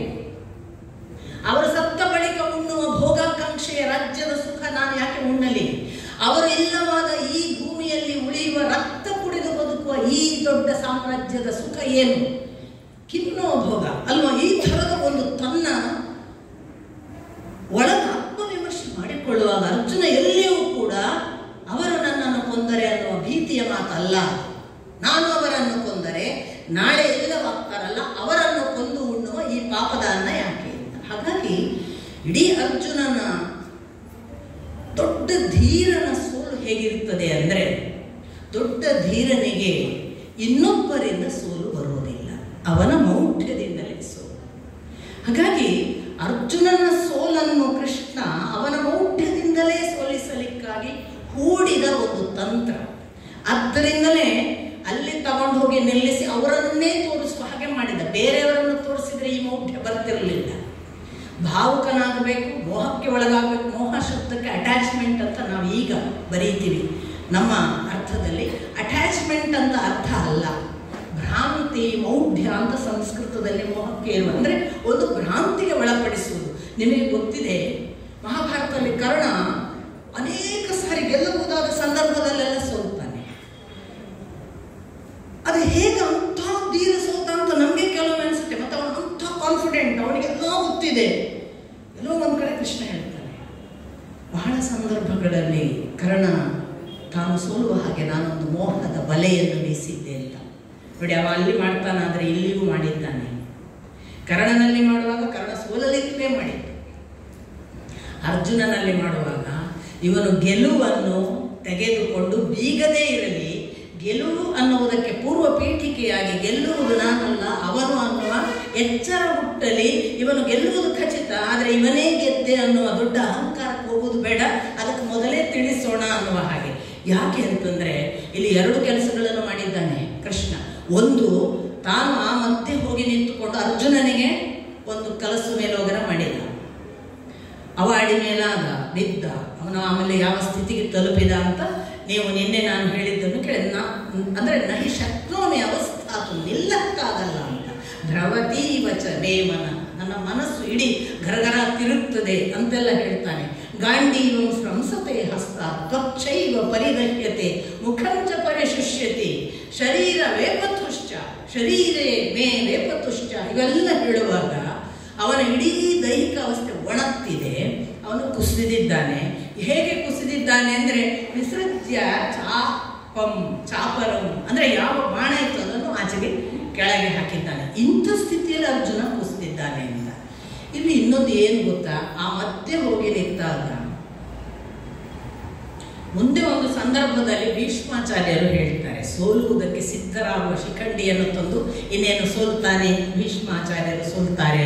ಅವರ ಪಟ್ಟಾಭಿಷಿಕ್ತನಾಗಿ ಸೈನ್ಯಾಧಿಪತಿ ಅನ್ನುವ ಅಹಂಕಾರದ ಒಂದು 10 ದಿನಗಳ ಹೋರಾಟ ಇನ್ನು ಮುಗಿಯುತ್ತದೆ ಅಂತ ಅವರಿಗೆ ಗೊತ್ತಾದಾಗ ಅವರೊಂದು ಕಡೆ ಹೇಳ್ತಾರೆ, ಕೃಷ್ಣ, ನಾನು ಸಾಯುತ್ತಿರುವುದು ಅಥವಾ ನಮ್ಮವರು ಸಾಯುತ್ತಿರುವುದು ಇವತ್ತಲ್ಲ, 10 ದಿನದ ನಂತರ ಅಲ್ಲ. ಯುದ್ಧ ಆರಂಭ ಆಗುವುದಕ್ಕೆ ಮುನ್ನ ನೀನು ಬಂದು ಅರ್ಜುನನ ಸಹಿತವಾಗಿ ರಥ ತಂದು ಒಮ್ಮೆ ನಮ್ಮನ್ನು ಕಣ್ಣಿನಿಂದ ನೋಡಿದ್ದೀಯಲ್ಲ, ಆ ಕಣ್ಣು ನೋಡಿದಾಗಲೇ ನೀನು ಕೊಂದಾಗಿತ್ತು. ಕೃಷ್ಣ ಕಣ್ಣಲ್ಲಿ ನೋಡುವಾಗ ಕೊಂದಿದ್ದ ಅನ್ನುವ ಇಂಟರ್ಪ್ರಿಟೇಷನ್ ಇದೆಯಲ್ಲ, ಅದು ಭೀಷ್ಮಾಚಾರ್ಯರಿಗೆ ಮಾತ್ರ ಗ್ರಹಿಸಲಿಕ್ಕೆ ಸಾಧ್ಯ. ಕೃಷ್ಣ ಕಣ್ಣಲ್ಲೇ ಕೊಂದಿದ್ದ, ಆಮೇಲೆ ಅರ್ಜುನ ನಿಮಿತ್ತ ಮಾತ್ರ ಭಾವಸವ್ಯ ಸಾಚನ. ಆ ಸ್ಥಿತಿಯಲ್ಲಿ ಅರ್ಜುನ ಬಿದ್ದಾಗ ನಾವು ಭಾವಿಸಿದ ಹಾಗೆ ಅವನು ಇನ್ನು ಏಳೋದಿಲ್ಲ ಅನ್ನೋ ಸ್ಥಿತಿಯಲ್ಲಿ ಇದ್ದಾನೆ. ಆದರೆ ಆಗ ಕ್ಷುದ್ರಂ ಹೃದಯ ದೌರ್ಬಲ್ಯಂ ತೆಕ್ತೋತ್ತಿಷ್ಠ ಪರಂತಪ ಅನ್ನುವ ಮಾತುಗಳನ್ನು, ಕ್ಲೈಬ್ಯ ಮಾಸ್ಮಗ ಮಹಪಾರ್ಥ, ಇವುಗಳೆಲ್ಲವನ್ನ ಕೃಷ್ಣ ಹೇಳಿದ ಅಂತಲೂ ನಾನು ಹೇಳಿದೆ. ಆಗ ಅವನು ಏನು ಕೇಳಿದ, ನಾನು ಈ ಯುದ್ಧರಂಗದಲ್ಲಿರುವ ಈ ನನ್ನ ಗುರುಗಳನ್ನು ಹೇಗೆ ಕೊಲ್ಲಲಿ ಅಂತ. ಕಥಂ ಭೀಷ್ಮ ದ್ರೋಣಂಚ ಸಾಂಖ್ಯೇ ಅಲ್ವಾ, ನಾನು ಈ ಯುದ್ಧರಂಗದಲ್ಲಿ ನಾನು ಅವರನ್ನು ಹೇಗೆ ಕೊಲ್ಲಲಿ, ಅವರು ಪೂಜಾರ್ಹ ವರಿಸೂದನ, ಏ ಮಧುಸೂದನ ಅಂತ ಮೊದಲು, ಏ ಅರಿಸೂದನ ಅಂತ ಎರಡನೇ ಬಾರಿ. ಮಧುಸೂದನ ಅಂದಾಗ ನಿನ್ನೆ ಹೇಳಿದೆ ನಾನು, ಮಧು ಎನ್ನುವ ರಾಕ್ಷಸರನ್ನು ಕೊಂದವನೇ, ನೀನು ನನಗೆ ಇವತ್ತು ಗುರುವನ್ನು ಕೊಲ್ಲಕ್ಕೆ ಹೆಂಗೆ ಹೇಳ್ತೀಯಪ್ಪ, ಮತ್ತೆ ನೀನು ಅರಿಸೂದನ, ನೀನು ಅರಿಯನ್ನು ಕೊಲ್ಲುವವ, ಶತ್ರುವನ್ನು ಕೊಲ್ಲುವವ, ನನಗೆ ಅರಿವನ್ನು ಉಂಟು ಮಾಡಿದವರನ್ನು ಕೊಲ್ಲೋದಕ್ಕೆ ಹೇಗೆ ಹೇಳ್ತಿ? ಇದು ಈ ಪ್ರಶ್ನೆಯನ್ನು ಕೇಳಿದ ನಂತರ ಅವನು ಹೇಳಿದ್ದು, ಇದಕ್ಕಿಂತ ಭಿಕ್ಷಾಟನೆ ವಾಸಿ. ಯಾಕೆ, ನನ್ನ ಗುರುಗಳನ್ನು ಕೊಂದು ಅವರಿಲ್ಲದ ನೆಲದಲ್ಲಿ ನಾನು ಭಿಕ್ಷೆ ಮಾಡಿ ಬದುಕುವುದು ವಾಸಿ ಹೊರತು ನನಗೆ ಯುದ್ಧ ಮಾಡಿ ಗೆದ್ದ ರಾಜ್ಯ ಭೋಗ ಬೇಡ. ಆಕಾಂಕ್ಷಿ ವಿಜಯಂ ಕೃಷ್ಣ, ನನಗೆ ಇಷ್ಟ ಇಲ್ಲ ಭೋಗ, ನನಗೆ ಭೋಗ ಬೇಡ, ನನಗೆ ರಾಜ್ಯ ಬೇಡ ಅಂತ ಬಹಳ ನೇರವಾಗಿ ಪ್ರಾಮಾಣಿಕವಾಗಿ ಅರ್ಜುನ ಹೇಳ್ತಿದ್ದಾರೆ. ಇದಕ್ಕೆ ಇವನು ಹೇಳಿದ್ದೇನು, ಅಶೋಚಾನ್ ಅನ್ವಶೋಚಸ್ತ್ವಂ ಪ್ರಜ್ಞಾವಾದಂಶ್ಚ ಭಾಷಸೆ. ಇದರ ಪೂರ್ವದಲ್ಲಿ ಒಂದು ಮಾತಿದೆ, ಏನು, ನಾವು ಹೀಗೆ ಯುದ್ಧ ಮಾಡಿ ಅವರನ್ನು ಸೋಲಿಸುವುದರಿಂದ ಅನೇಕ ಜನ ಗಂಡಂದರು ಕಳ್ಕೊಂಡ ಹೆಂಡಂದರು ಉಳಿತಾರೆ. ಹಾಗೇನಾಗುತ್ತೆ, ಕುಲಕ್ಷಯ ಕೃತಂ ದೋಷಂ, ನಮಗೆ ಕುಲವನ್ನು ಕ್ಷಯಿಸಿದ ಕೃತ ದೋಷ ಬರುತ್ತೆ, ನಾವು ಕುಲಕ್ಷಯ ಕೃತರಾಗ್ತೇವೆ. ಅದರಿಂದ ಏನಾಯ್ತು, ನಮ್ಮ ಇಡೀ ಸಮಾಜ ಬುಡಮೇಲಾಗುತ್ತೆ. ಆಮೇಲೆ ಸ್ತ್ರೀಷು ದುಷ್ಟಾಸು ವಾರ್ಷ್ಣೇಯ ಜಾಯತೆ ವರ್ಣಸಂಕರ ಅಂತ ಬುದ್ಧಿವಾದ ಬೇರೆ ಹೇಳ್ತಾನೆ ಕೃಷ್ಣನಿಗೆ ಅರ್ಜುನ. ಹೆಣ್ಮಕ್ಳೆಲ್ಲ ಹಾಳಾದ್ರೆ ವರ್ಣಸಂಕರ ಆಗುತ್ತೆ, ಹೆಣ್ಣು ಮಕ್ಕಳು ಹಾಳಾದ್ರೆ ವರ್ಣಸಂಕರ ಆಗ್ತದೆ ಅಂತ ಯಾಕೆ ಹೇಳಿದ? ಗಂಡಸರು ಹಾಳಾಗ್ಬೋದಾ ಅಲ್ವಾ? ಅನೇಕರು ಇದೆಲ್ಲ ಹೇಗೆ ಅಂದರೆ ಫೆಮಿನಿಸ್ಟ್ ಕೇಳುವ ಪ್ರಶ್ನೆ. ಹಾಗಾದರೆ ಕೃಷ್ಣನ ಮುಂದೆ ಅರ್ಜುನ ಹೇಗೆ ಹೇಳುವಾಗ ಕೃಷ್ಣ ಕೃಷ್ಣದ ಪುತ್ರ ಕೊಡಲಿಲ್ಲ, ಅದರ ಅರ್ಥ ಏನು? ಅಥವಾ ಅನೇಕರು ಅದನ್ನು ಕೃಷ್ಣನೇ ಹೇಳಿದ್ರು ಅಂತ ಇಂಟರ್ಪ್ರಿಟ್ ಮಾಡ್ತಾರೆ. ಕೃಷ್ಣ ಹೇಳಲೇ ಇಲ್ಲ, ಹೇಳಿದವನು ಅರ್ಜುನ. ಯಾಕೆ ಹೇಳಿದ, ಏನರ್ಥ? ಸ್ತ್ರೀಷು ದುಷ್ಟಾಸು ವಾರ್ಷ್ಣೇಯ ಜಾಯತೆ ವರ್ಣಸಂಕರಃ ಅಂತ ಹೇಳುವಾಗ ಹೆಣ್ಣು ಮಕ್ಕಳು ಹಾಳಾದರೆ ವರ್ಣಸಂಕರವಾಗುತ್ತದೆ. ವರ್ಣ ಅಂದರೆ ಬಣ್ಣ, ಸಂಕರ ಅಂದರೆ ಬಣ್ಣಗೆಡುವುದು. ಇದಕ್ಕೆ ನಾನೊಂದು ಬಹಳ ಪ್ರಾಕೃತಿಕ ಉದಾಹರಣೆ ಕೊಡ್ತೇನೆ. ನನಗೆ ಒಂದು ಹೊಲ ಇದೆ, ನಿಮಗೊಂದು ಹೊಲ ಇದೆ, ನಿಮ್ಮೆಲ್ಲರಿಗೂ ಒಂದೊಂದು ಹೊಲ ಇದೆ ಅಂದ್ಕೊಳ್ಳೋಣ. ಇರಬೇಕಿತ್ತು, ನಿಜವಾಗಿ ಇದೆ ಅಂದ್ಕೊಳ್ಳೋಣ. ನಮ್ಮ ಹೊಲಗಳಲ್ಲಿ ನಾವು ಎಲ್ಲ ಒಂದೇ ಊರಿನವರು. ನಾವು ಹೋಗಿಬಿಟ್ಟು ಬೆಸ್ಟ್ ಬೀಜ ಯಾವುದು ಅಂತ ಒಂದು ಮುಸ್ಕಿನ ಜೋಳದ ಬೀಜ ತಗೋತೀವಿ, ಅಕ್ಕಿ ಭತ್ತದ ಯಾವುದು ತಗೋತೀವಿ. ಒಂದೇ ಕಂಪನಿಯಿಂದ ಬೀಜ ತಗೋತೀವಿ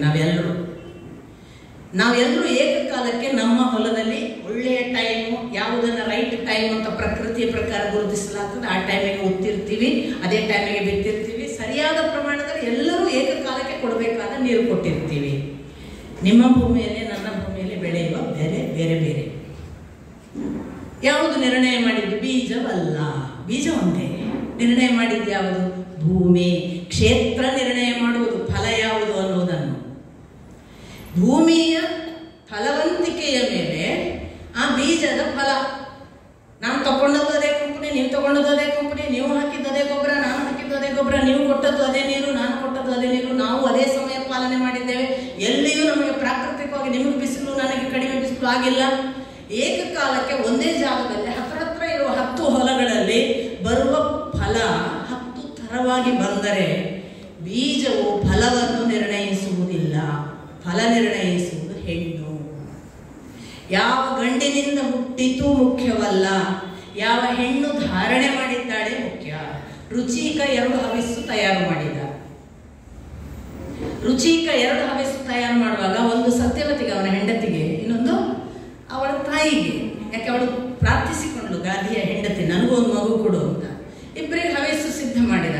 ಹವಿಸ್ಸು ಸಿದ್ಧ ಮಾಡುವಾಗ ಅವನೊಂದು ಮಾನಸಿಕವಾಗಿ ಸಂಕಲ್ಪ ಮಾಡಿ ಅದರಲ್ಲಿ ಇಂಥದ್ದು ಅಂಶ ಇರಬೇಕು ಅಂತ ಅವನು ಮಾಡಿದ್ದಾನೆ. ಈ ಹವಿಸ್ಸನ್ನು ಅವರು ತಾಯಿ ಮಗಳಿಗೇನೋ ಒಂದು ಅನುಮಾನ, ಅಥವಾ ತಾಯಿಗೆ ಅನುಮಾನ, ಮಗಳಿಗೇನೋ ಒಳ್ಳೆಯದು ಮಗು, ನನಗೆ ಕೆಟ್ಟ ಮಗು ಮಾಡ್ತಾನೆ ಇವು ಅಂತ ಇವರು ಒಳಗಿನ ಮನಸ್ಸಿನ ಒಂದು ಅನುಮಾನಕ್ಕೆ ಅವ್ರೇನು ಮಾಡಿಕೊಂಡ್ರು, ರುಚಿಕ ಬರುವ ಮೊದಲೇ ಇಬ್ಬರು ಎಕ್ಸ್ಚೇಂಜ್ ಮಾಡಿಕೊಂಡ್ರು. ತಾಯಿ ತಿನ್ಬೇಕಾದನ್ನು ಮಗಳು ತಿನ್ಬೇಕಾದನ್ನು ತಾಯಿ ತಿನ್ನು. ಆಗ ಹೇಳಿದ ರುಚಿಕ, ಕ್ಷತ್ರಿಯ ಗುಣದಿಂದ ಇರುವ ಮಗ ಹುಟ್ಟಲಿ ಅಂತ ಗಾದಿಯ ಹೆಂಡತಿಗೆ, ಗಾದಿ ಕ್ಷತ್ರಿಯ, ಗಾದಿಯ ಹೆಂಡತಿಗೆ ಕ್ಷತ್ರಿಯ ಮಗು ಹುಟ್ಟಲಿ ಅಂತ ನಾನು ಅಂಥದ್ದೊಂದು ಹವಿಸ್ಸು ತಯಾರು ಮಾಡಿದ್ದೆ. ನನಗೆ ಬ್ರಾಹ್ಮಣ ತೇಜಸ್ಸಿನ ಮಗ ಹುಟ್ಟಲಿ ಅಂತ ನಾನು ಅಂಥದ್ದೊಂದು ಹವಿಸ್ಸು ತಯಾರು ಮಾಡಿದೆ. ಈಗ ಬ್ರಾಹ್ಮಣ ತೇಜಸ್ಸಿನ ಮಗ ಗಾದಿಯ ಹೆಂಡತಿಗೆ ಹುಟ್ಟುತ್ತಾನೆ, ನಿನಗೆ ಕ್ಷತ್ರಿಯ ತೇಜಸ್ಸಿನ ಮಗ ಹುಟ್ಟುತ್ತಾನೆ, ಅದು ಅನಿವಾರ್ಯ ಅಂತ. ಹಾಗಾಗಿಯೇ ಕ್ಷತ್ರಿಯ ವಂಶದಲ್ಲಿ ಹುಟ್ಟಿ ಬ್ರಾಹ್ಮಣ ತೇಜಸ್ಸನ್ನು ಬೆಳೆದ ವಿಶ್ವಾಮಿತ್ರ ಹುಟ್ಟಿದ. ಅದೇ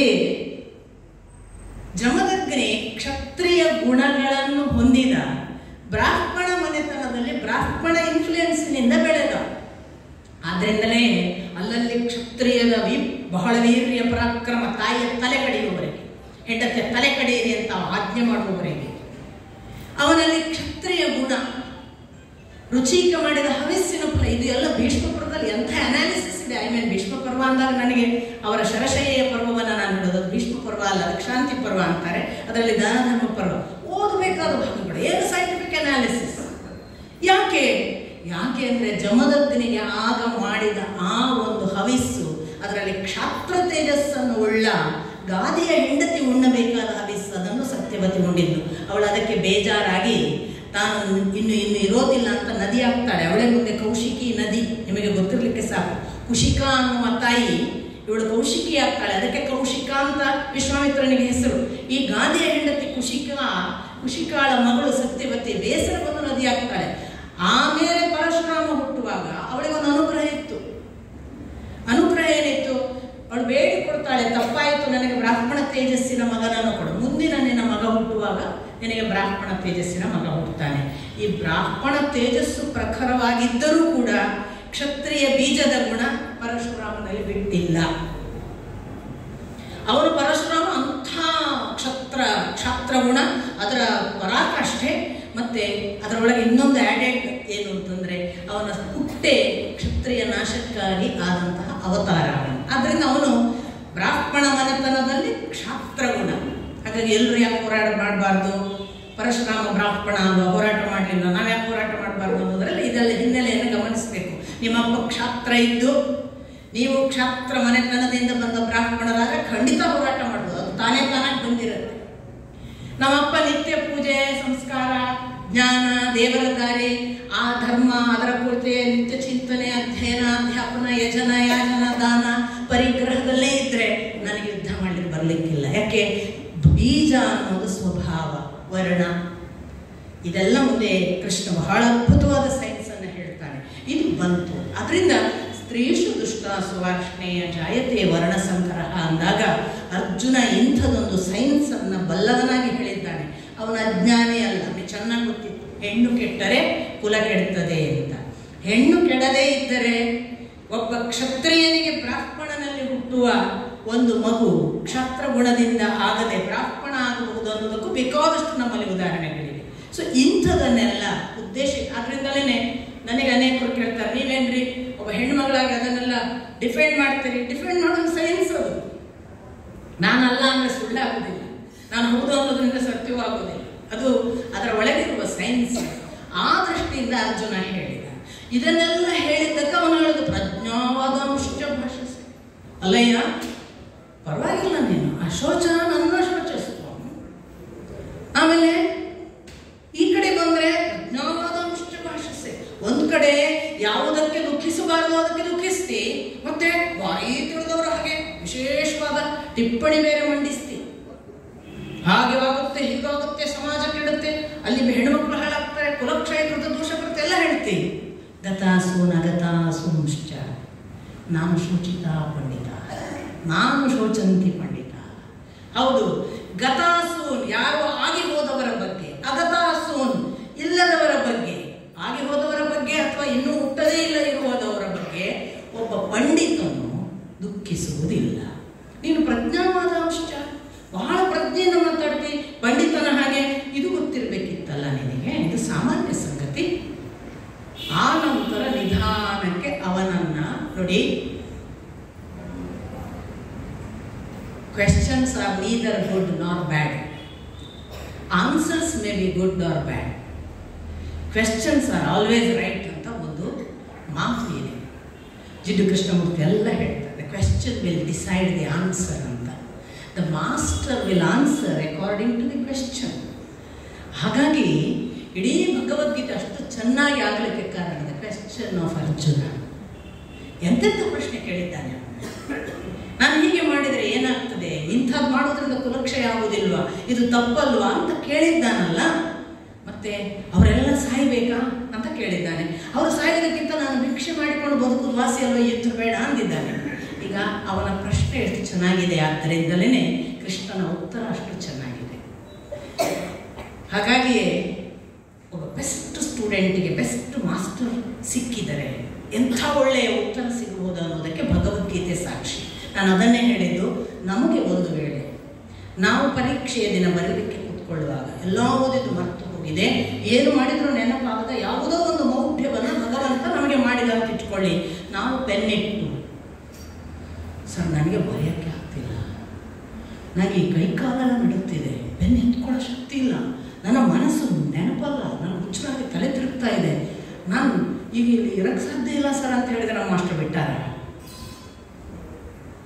ಏನಯ್ಯ ನನ್ನ ಮರ್ಯಾದೆ ತೆಗಿತೀಯ, ಎಷ್ಟು ಕಷ್ಟಪಟ್ಟು ಪಾಠ ಮಾಡಿದ್ದೇನೆ, ಪ್ರತಿದಿನ ಎಷ್ಟು ಹೇಳಿದ್ದೇನೆ, ನೀನೆಂಥವಯ್ಯ ಅಂತ ಕೇಳ್ತಿದ್ರು. ಏನು ನೆನಪಾಗೋದಿಲ್ಲ, ನಿನ್ಗೆ ಮಾಡ್ಕೋ, ನಿನಗೆ ಸಾಧ್ಯ.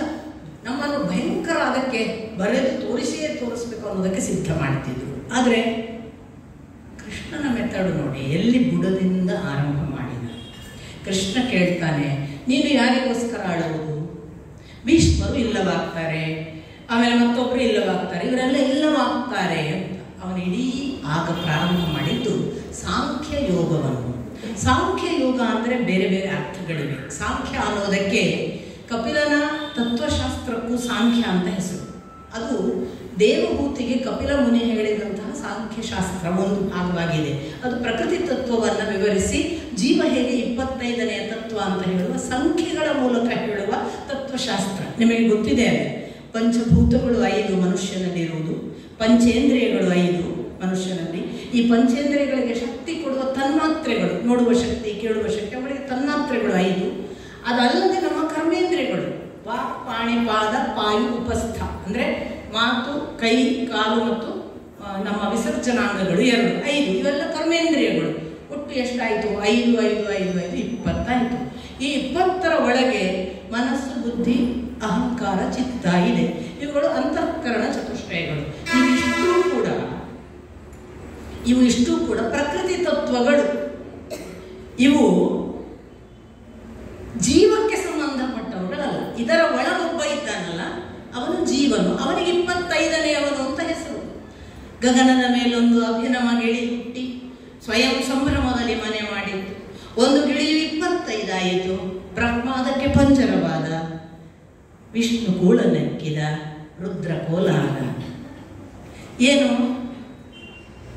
ಒಂದು ಜೀವ ಅಭಿನವ ಗಿಳಿ, ಹೊಚ್ಚ ಹೊಸ ಸೂಕ್ಷ್ಮ ಕೋಮಲ ಜೀವ, particle of the supreme energy, ಯಾವುದೋ ಒಂದು ಪ್ರಾರಬ್ಧಕ್ಕೆ ಮನೆ ಮಾಡಿತು. ಈ ದೇಹಕ್ಕೆ ಬಂತು. ಈ ದೇಹಕ್ಕೆ ಬಂದಾಗ ಅದು 24 ತತ್ವಗಳ ವಶವಾಯಿತು. ತಾನು 25ನೇದಾಗಿ ಬಿಡ್ತು. ಪ್ಯೂರೆಸ್ಟ್ ಫಾರ್ಮಿನಲ್ಲಿ ತನ್ನ ಪಾಡಿಗೆ ಆಕಾಶದಲ್ಲಿದ್ದಂತಹ ಆ ಸುಂದರವಾದ ಜೀವ ಯಾವುದೋ ಪ್ರಾರಬ್ಧಕ್ಕೆ ಈ ಮನೆಗೆ ಬಂದು ಸೇರಿ ಇದರ ಒಳಗೆ ಕೂತು 25ನೇದಾಯಿತು. ಒಂದು ಗಿಳಿ 25 ಆಯಿತು. ಈ 25ನೇದಕ್ಕೆ ಏನಾಯಿತು? ಒಮ್ಮೆ ಒಂದು ದೇಹದ ಒಳಗೆ ಬಂದು ಕೂತಿತ, ಬ್ರಹ್ಮ ಅದಕ್ಕೆ ಪಂಜರವಾದ. ಹುಟ್ಟು ಸಾವು ಪ್ರಾರಂಭ. ಆಮೇಲೆ ಬ್ರಹ್ಮ ಬಿಡಲ್ಲ. ಆಮೇಲೆ ವಿಷ್ಣು ಕೂಳ ನೆಕ್ಕಿದ. ಅವನು ಪೋಷಿಸಲೇಬೇಕು. ಅವನು ಪೋಷಿಸದಿದ್ರೆ ಆಗಲ್ಲ. ಮತ್ತೆ ರುದ್ರ ಕೋಲಾದ, ಕಾಲ ಕಾಲಕ್ಕೆ ಹೋಗದಿದ್ರೆ ಬಡದಾಚೆ ಕಳಿಸ್ತಾನೆ. ಈ ಪ್ರಕೃತಿ ತತ್ವದ ಒಳಗೆ ಇರುವ ಜೀವಕ್ಕೆ ಗೊತ್ತೇ ಇಲ್ಲದೆ ಅದು ಒಂದು ಬಂಧನಕ್ಕೆ ಸಿಲುಕಿ 25ನೇದಾಯಿತು. ಕೃಷ್ಣ ಸಾಂಖ್ಯವನ್ನು ಹೇಳ್ತಾನೆ ಅಂದಾಗ ಕಪಿಲ ಮುನಿ ಹೇಳುವ ಈ 24 ತತ್ವಗಳ ಸಂಖ್ಯೆಯನ್ನೆಲ್ಲ ಹೇಳಲಿಲ್ಲ ಅವನು. ಆದರೆ ತತ್ವಶಾಸ್ತ್ರವನ್ನು ಹೇಳಿದ್ದಾನೆ. ಅದು ಜೀವತತ್ವಕ್ಕೆ ಸಂಬಂಧಪಟ್ಟ ಶಾಸ್ತ್ರಕ್ಕೂ ಕೂಡ ಸಾಂಖ್ಯ ಅಂದರೆ ಸಮ್ಯಕ್, ಅದು ಚೆನ್ನಾಗಿ ತಿಳಿದದ್ದು ಅಂತ. ಆದ್ದರಿಂದ ಸಮ್ಯಕ್ ಜ್ಞಾನ ಅಂದಾಗ ಅದು ಜ್ಞಾನ ತತ್ವ. ಆ ತತ್ವಶಾಸ್ತ್ರವನ್ನು ಹೇಳಿದ ಹೊರತು ಕಪಿಲ ಮುನಿ ಹೇಳಿದ ಸಂಖ್ಯೆಯನ್ನು ಹೇಳಿಲ್ಲ. ಆ ಅರ್ಥದಲ್ಲಿ ಅದು ಜ್ಞಾನ ಹೌದು. ಅದು ಸಂಖ್ಯಾಜ್ಞಾನದ ಕಪಿಲನ ಲೆಕ್ಕಾಚಾರ ಇಲ್ಲದೆ ಇರಬಹುದು. ಆದರೆ ಜೀವತತ್ವಕ್ಕೆ ಸಂಬಂಧಪಟ್ಟ ಶಾಸ್ತ್ರ ಹೇಗೆ ಅವನು ಹೇಳಿದ. ಅವನೇನು ಹೇಳಿದ? ನೈನಂ ಛಿಂದಂತಿ ಶಸ್ತ್ರಾಣಿ ನೈನಂ ದಹತಿ ಪಾವಕ. ಯಾಕೆ ಹೇಳಿದ? ನ ಕ್ಲೇದಯಂತ್ಯಾಪೋ ನ ಶೋಷಯತಿ ಮಾರುತ. ಯಾಕೆ ಹೇಳಿದ? ಇದು ಎಲ್ಲವೂ ಕೂಡ ಪ್ರಕೃತಿ ತತ್ವದ ಒಳಗಿರುವ ಜೀವಕ್ಕನ್ವಯ ಆಗುವುದಿಲ್ಲಪ್ಪ. ಈ ಜೀವ ಈ ದೇಹದಲ್ಲಿ ಇದೆ ಅಷ್ಟೇ. ದೇಹ ಇರುತ್ತೆ ಹೋಗುತ್ತೆ. ಯಾಕೆ? ಅವ್ಯಕ್ತಾದೀನಿ ವ್ಯಕ್ತ ಮಧ್ಯಾನಿ ಭಾರತ ಅವ್ಯಕ್ತ ನಿಧನಾನಿ ಚ. ಇದು ಕಾಣಿಸುವುದು ಒಂದಿಷ್ಟು ಕಾಲ ಮಧ್ಯದಲ್ಲಿ ಮಾತ್ರ. ಆದೇನೆ ಅದರ ಮೊದಲೆಲ್ಲಿತ್ತು? ಈಗ ನಾನು ಇಲ್ಲಿ ಬಂದಿದ್ದೇನೆ, ನಾನು ವೀಣಾ ಅಂತ ನೀವು ಗುರುತಿಸ್ತೀರಿ. ಇದರ ಮೊದಲೆಲ್ಲಿದ್ದೆ ಅಂತ ನನಗೂ ಗೊತ್ತಿಲ್ಲ, ನಿಮಗೂ ಗೊತ್ತಿಲ್ಲ. ಅವ್ಯಕ್ತ ಆದೀನಿ. ಆಮೇಲೆ ನಾನು ಸತ್ತು ಹೋಗ್ತೇನೆ, ಸತ್ತು ಹೋಗ್ಕೊಳ್ಳಿ ನನ್ನನ್ನು ಹೆಣ ಅಂತೀರಿ. ಇದರ ಒಳಗಿದ್ದ ವೀಣೆ ಎಲ್ಲ ಮೊದಲು ಅವ್ಯಕ್ತ ನಿಧನಾನಿಚ, ಗೊತ್ತಿಲ್ಲ. ಅವ್ಯಕ್ತ ವ್ಯಕ್ತ ಮಧ್ಯಾಹ್ನ ಭಾರತ. ಒಂದಿಷ್ಟು ಕಾಲ ಕಾಣಿಸ್ತದೆ ಮಧ್ಯ. ಒಂದಿಷ್ಟು ಕಾಲ ಕಾಣುವ ಈ ಪಿರಿಯಡಿನ ಈ ದೇಹವನ್ನು ಅದು ಇಲ್ಲವಾಗ್ತದೆ ಅಂತ ನೀನು ಅಂತಿದ್ದಿ. ಈ ದೇಹ ಇದು ಇಲ್ಲವಾಗುವುದಿಲ್ಲ. ಯಾಕೆ? ಇದರ ಒಳಗಿದ್ದಕ್ಕೆ ಸಾವಿಲ್ಲ. ಇದು ಒಂದು ಶಸ್ತ್ರದಿಂದ ತುಂಡರಿಸಲಿಕ್ಕೆ ಬಾರದ್ದು, ಒಂದು ಬೆಂಕಿಯಿಂದ ಸುಡಲಿಕ್ಕೆ ಬಾರದ್ದು. ಇದನ್ನು ನೀನು ವಾಯುವಿನಿಂದ ಹಾರಿಸಲಾರೆ ಅಥವಾ ಒಣಗಿಸಲಾರೆ, ಓಡಿಸಲಾರೆ. ಹಾರಿಸುವ ಕೆಲಸವನ್ನು ಮಾಡಲಾರೆ, ಹಾರಿಸಲಾರೆ, ಒಣಗಿಸಲಾರೆ, ಮತ್ತೆ ನೀರಿನಿಂದ ಒದ್ದೆ ಮಾಡಲಾರೆ. ಇದು ಇಂಡೈರೆಕ್ಟ್ಲಿ ಅರ್ಜುನನಿಗೆ ನಿನ್ನ ಆಗ್ನೇಯಾಸ್ತ್ರದಿಂದ ನೀನು ಈ ಜೀವವನ್ನು ಸುಡಲಾರೆ, ನಿನ್ನ ವಾರುಣಿಯಾಸ್ತ್ರದಿಂದ ಒದ್ದೆ ಮಾಡಲಾರೆ, ನಿನ್ನ ವಾಯುವಸ್ತ್ರದಿಂದ ನೀನು ಒಣಗಿಸಲಾರೆ ಅಥವಾ ಹಾರಿಸಲಾರೆ, ಆರಿಸಲಾರೆ. ಇದನ್ನು ಸೂಚ್ಯವಾಗಿ ಹೇಳಿದ ನಿನ್ನ ಅಸ್ತ್ರಗಳು ನಿನ್ನ ಈ ಒಳಗಿನ ಈ ಜೀವವನ್ನು, ಭೀಷ್ಮರ ಒಳಗಿನ ಜೀವವನ್ನು, ದ್ರೋಣರ ಒಳಗಿನ ಜೀವವನ್ನು ಹುಟ್ಟಲಿಕ್ಕೆ ಸಾಧ್ಯವಿಲ್ಲ. ಯಾಕೆಂದ್ರೆ ದೇಹ ತತ್ವವು ನೀನು ತಿಳಿದ ಜೀವತತ್ವವಲ್ಲ. ಈ ದೇಹ ಇದು ಯಾವತ್ತೂ ಸಾಯೋದಿಲ್ಲ.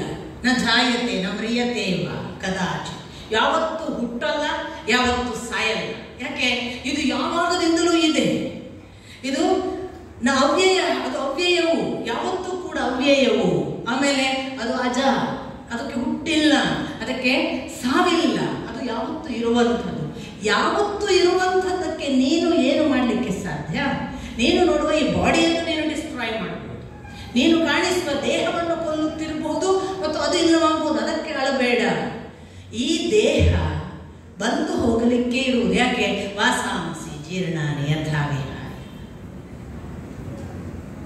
ನಾವು ಎಲ್ಲರೂ ಕೂಡ ಒಂದು ಬಟ್ಟೆ ಹಾಳಾದ ಕೂಡ ತೆಗಿತೇವೆ. ವಾಸಾಂಸಿ ಬಟ್ಟೆ, ವಸತಿ, ವಾಸ, ಈ ಬಟ್ಟೆ ಇದನ್ನು ನಾವು ತೆಗಿತೇವೆ. ತೆಗೆದು ಯಾವಾಗ ತೆಗೆಯುವುದು? ಹಾಳಾದಾಗ, ಹೊಸತ್ರಲ್ಲಿ ಅಲ್ಲ. ಹೊಸತಾಗ ಭಾರಿ ಖುಷಿ. ಇವತ್ತು ಹೊಸ್ತು ಅಂತ ಯಾರು ಕೇಳಿಲ್ಲ, ಬೇಜಾರಿದೆ. ಹೊಸ್ತು ಹಾಕೊಂಡು ಯಾರು ಕೇಳಿಲ್ಲ. ಆದರೆ ಹರಿತಾ ಬಂದ್ರೆ ಮೋಹ, ಅಯ್ಯೋ ತಗೊಂಡದ್ದು ಇಟ್ಕೊಳ್ತೀವ, ಹರಿಯಿತು ತೆಗೆದು ಒಗಿತೀವಿ. ವಾಸಾಂಸಿ ಜೀರ್ಣಾನಿ ಯಥಾವಿಹಾಯ. ಮತ್ತೆ ನರ ಗೃಹಣೋ, ಹೊಸದನ್ನು ಹಿಡಿತೀವಿ ನಾವು. ಯಾವುದು? ಹೊಸದು ಬಂದ್ಗಳು ಹೊಸದು ಹಿಡಿಲೇಬೇಕು. ತಥಾ ಶರೀರಾಣಿ. ಮನುಷ್ಯನ ದೇಹ ಕೂಡ ಹುಟ್ಟಿದ ಹಾಗೆ ಇರಲ್ಲ, ಬರಬರ್ತಾ ಭಾವ ವಿಕಾರಗಳಿಗೆ ಒಳಗಾಗತ್ತೆ. ದೇಹ ತತ್ವದ ಶಾಸ್ತ್ರ ಏನು? ಅದು ಆವ ವಿಕಾರಗಳನ್ನು ಒಳಗೊಂಡೇ ಇದೆ. ಅದು ಜಾಯತೆ, ಹುಟ್ಟುತ್ತೆ. ಆಮೇಲೆ ಅಸ್ಥಿ, ಕಾಣಿಸ್ತದೆ. ಕಾಣಿಸದೇ ಇರೋ ಜೀವ ಆಗಲ್ಲ, ಕಾಣಿಸೋದೇ ಇಲ್ಲ, ಕಾಣಿಸುತ್ತದೆ. ಅಸ್ಥಿ ಇರುತ್ತದೆ. ಆಮೇಲೆ ಅದು ವರ್ಧತೆ, ಬೆಳೀತದೆ. ಹುಟ್ಟಿದ ಹಾಗೆ ಇರಲ್ಲ, ದಿನದಿಂದ ದಿನಕ್ಕೆ ನಮ್ಗೆ ಗೊತ್ತಾಗುತ್ತೆ ಇದು ಗ್ರೋಯಿಂಗ್ ಅಂತ. ಅಷ್ಟಕ್ಕೆ ಮುಗಿಯಲ್ಲ, ಅದು ಪರಿಣಾಮತೆ. ಅದರಲ್ಲಿ ಪರಿವರ್ತನೆಗಳಾಗ್ತಾ ಬರುತ್ತೆ. ಬಾಲ್ಯ ಇದ್ದದ್ದು ಯೌವನ ಬರುತ್ತೆ, ಯೌವನ ಇದ್ದದ್ದು ವೃದ್ಧಾಪ್ಯಕ್ಕೆ ಬರುತ್ತೆ, ಹೋಗುತ್ತೆ. ಅಂದ್ರೆ ಅದು ಪರಿಣಾಮತೆ ಅಷ್ಟೇ ಅಲ್ಲ, ಅದು ಕೊನೆಯಲ್ಲಿ ಕ್ಷೀಣತೆ, ಕ್ಷೀಣಿಸ್ತಾ ಬರುತ್ತೆ. ಮೊದಲು ಏನೆಲ್ಲ ಭಾರಿ ಸಂಭ್ರಮದ ಪಾರ್ಟ್ ಇತ್ತೋ ಆ ಪಾರ್ಟ್ಗಳೆಲ್ಲ ಕ್ಷೀಣಿಸ್ಲಿಕ್ಕೆ ಶುರುವಾಗುತ್ತೆ. ಯಾವ ನಾಲಿಗೆಯನ್ನು ಎಂಜಾಯ್ ಮಾಡಿದ್ರು ಅದೊಂದೇ ಉಳಿಯುತ್ತೆ.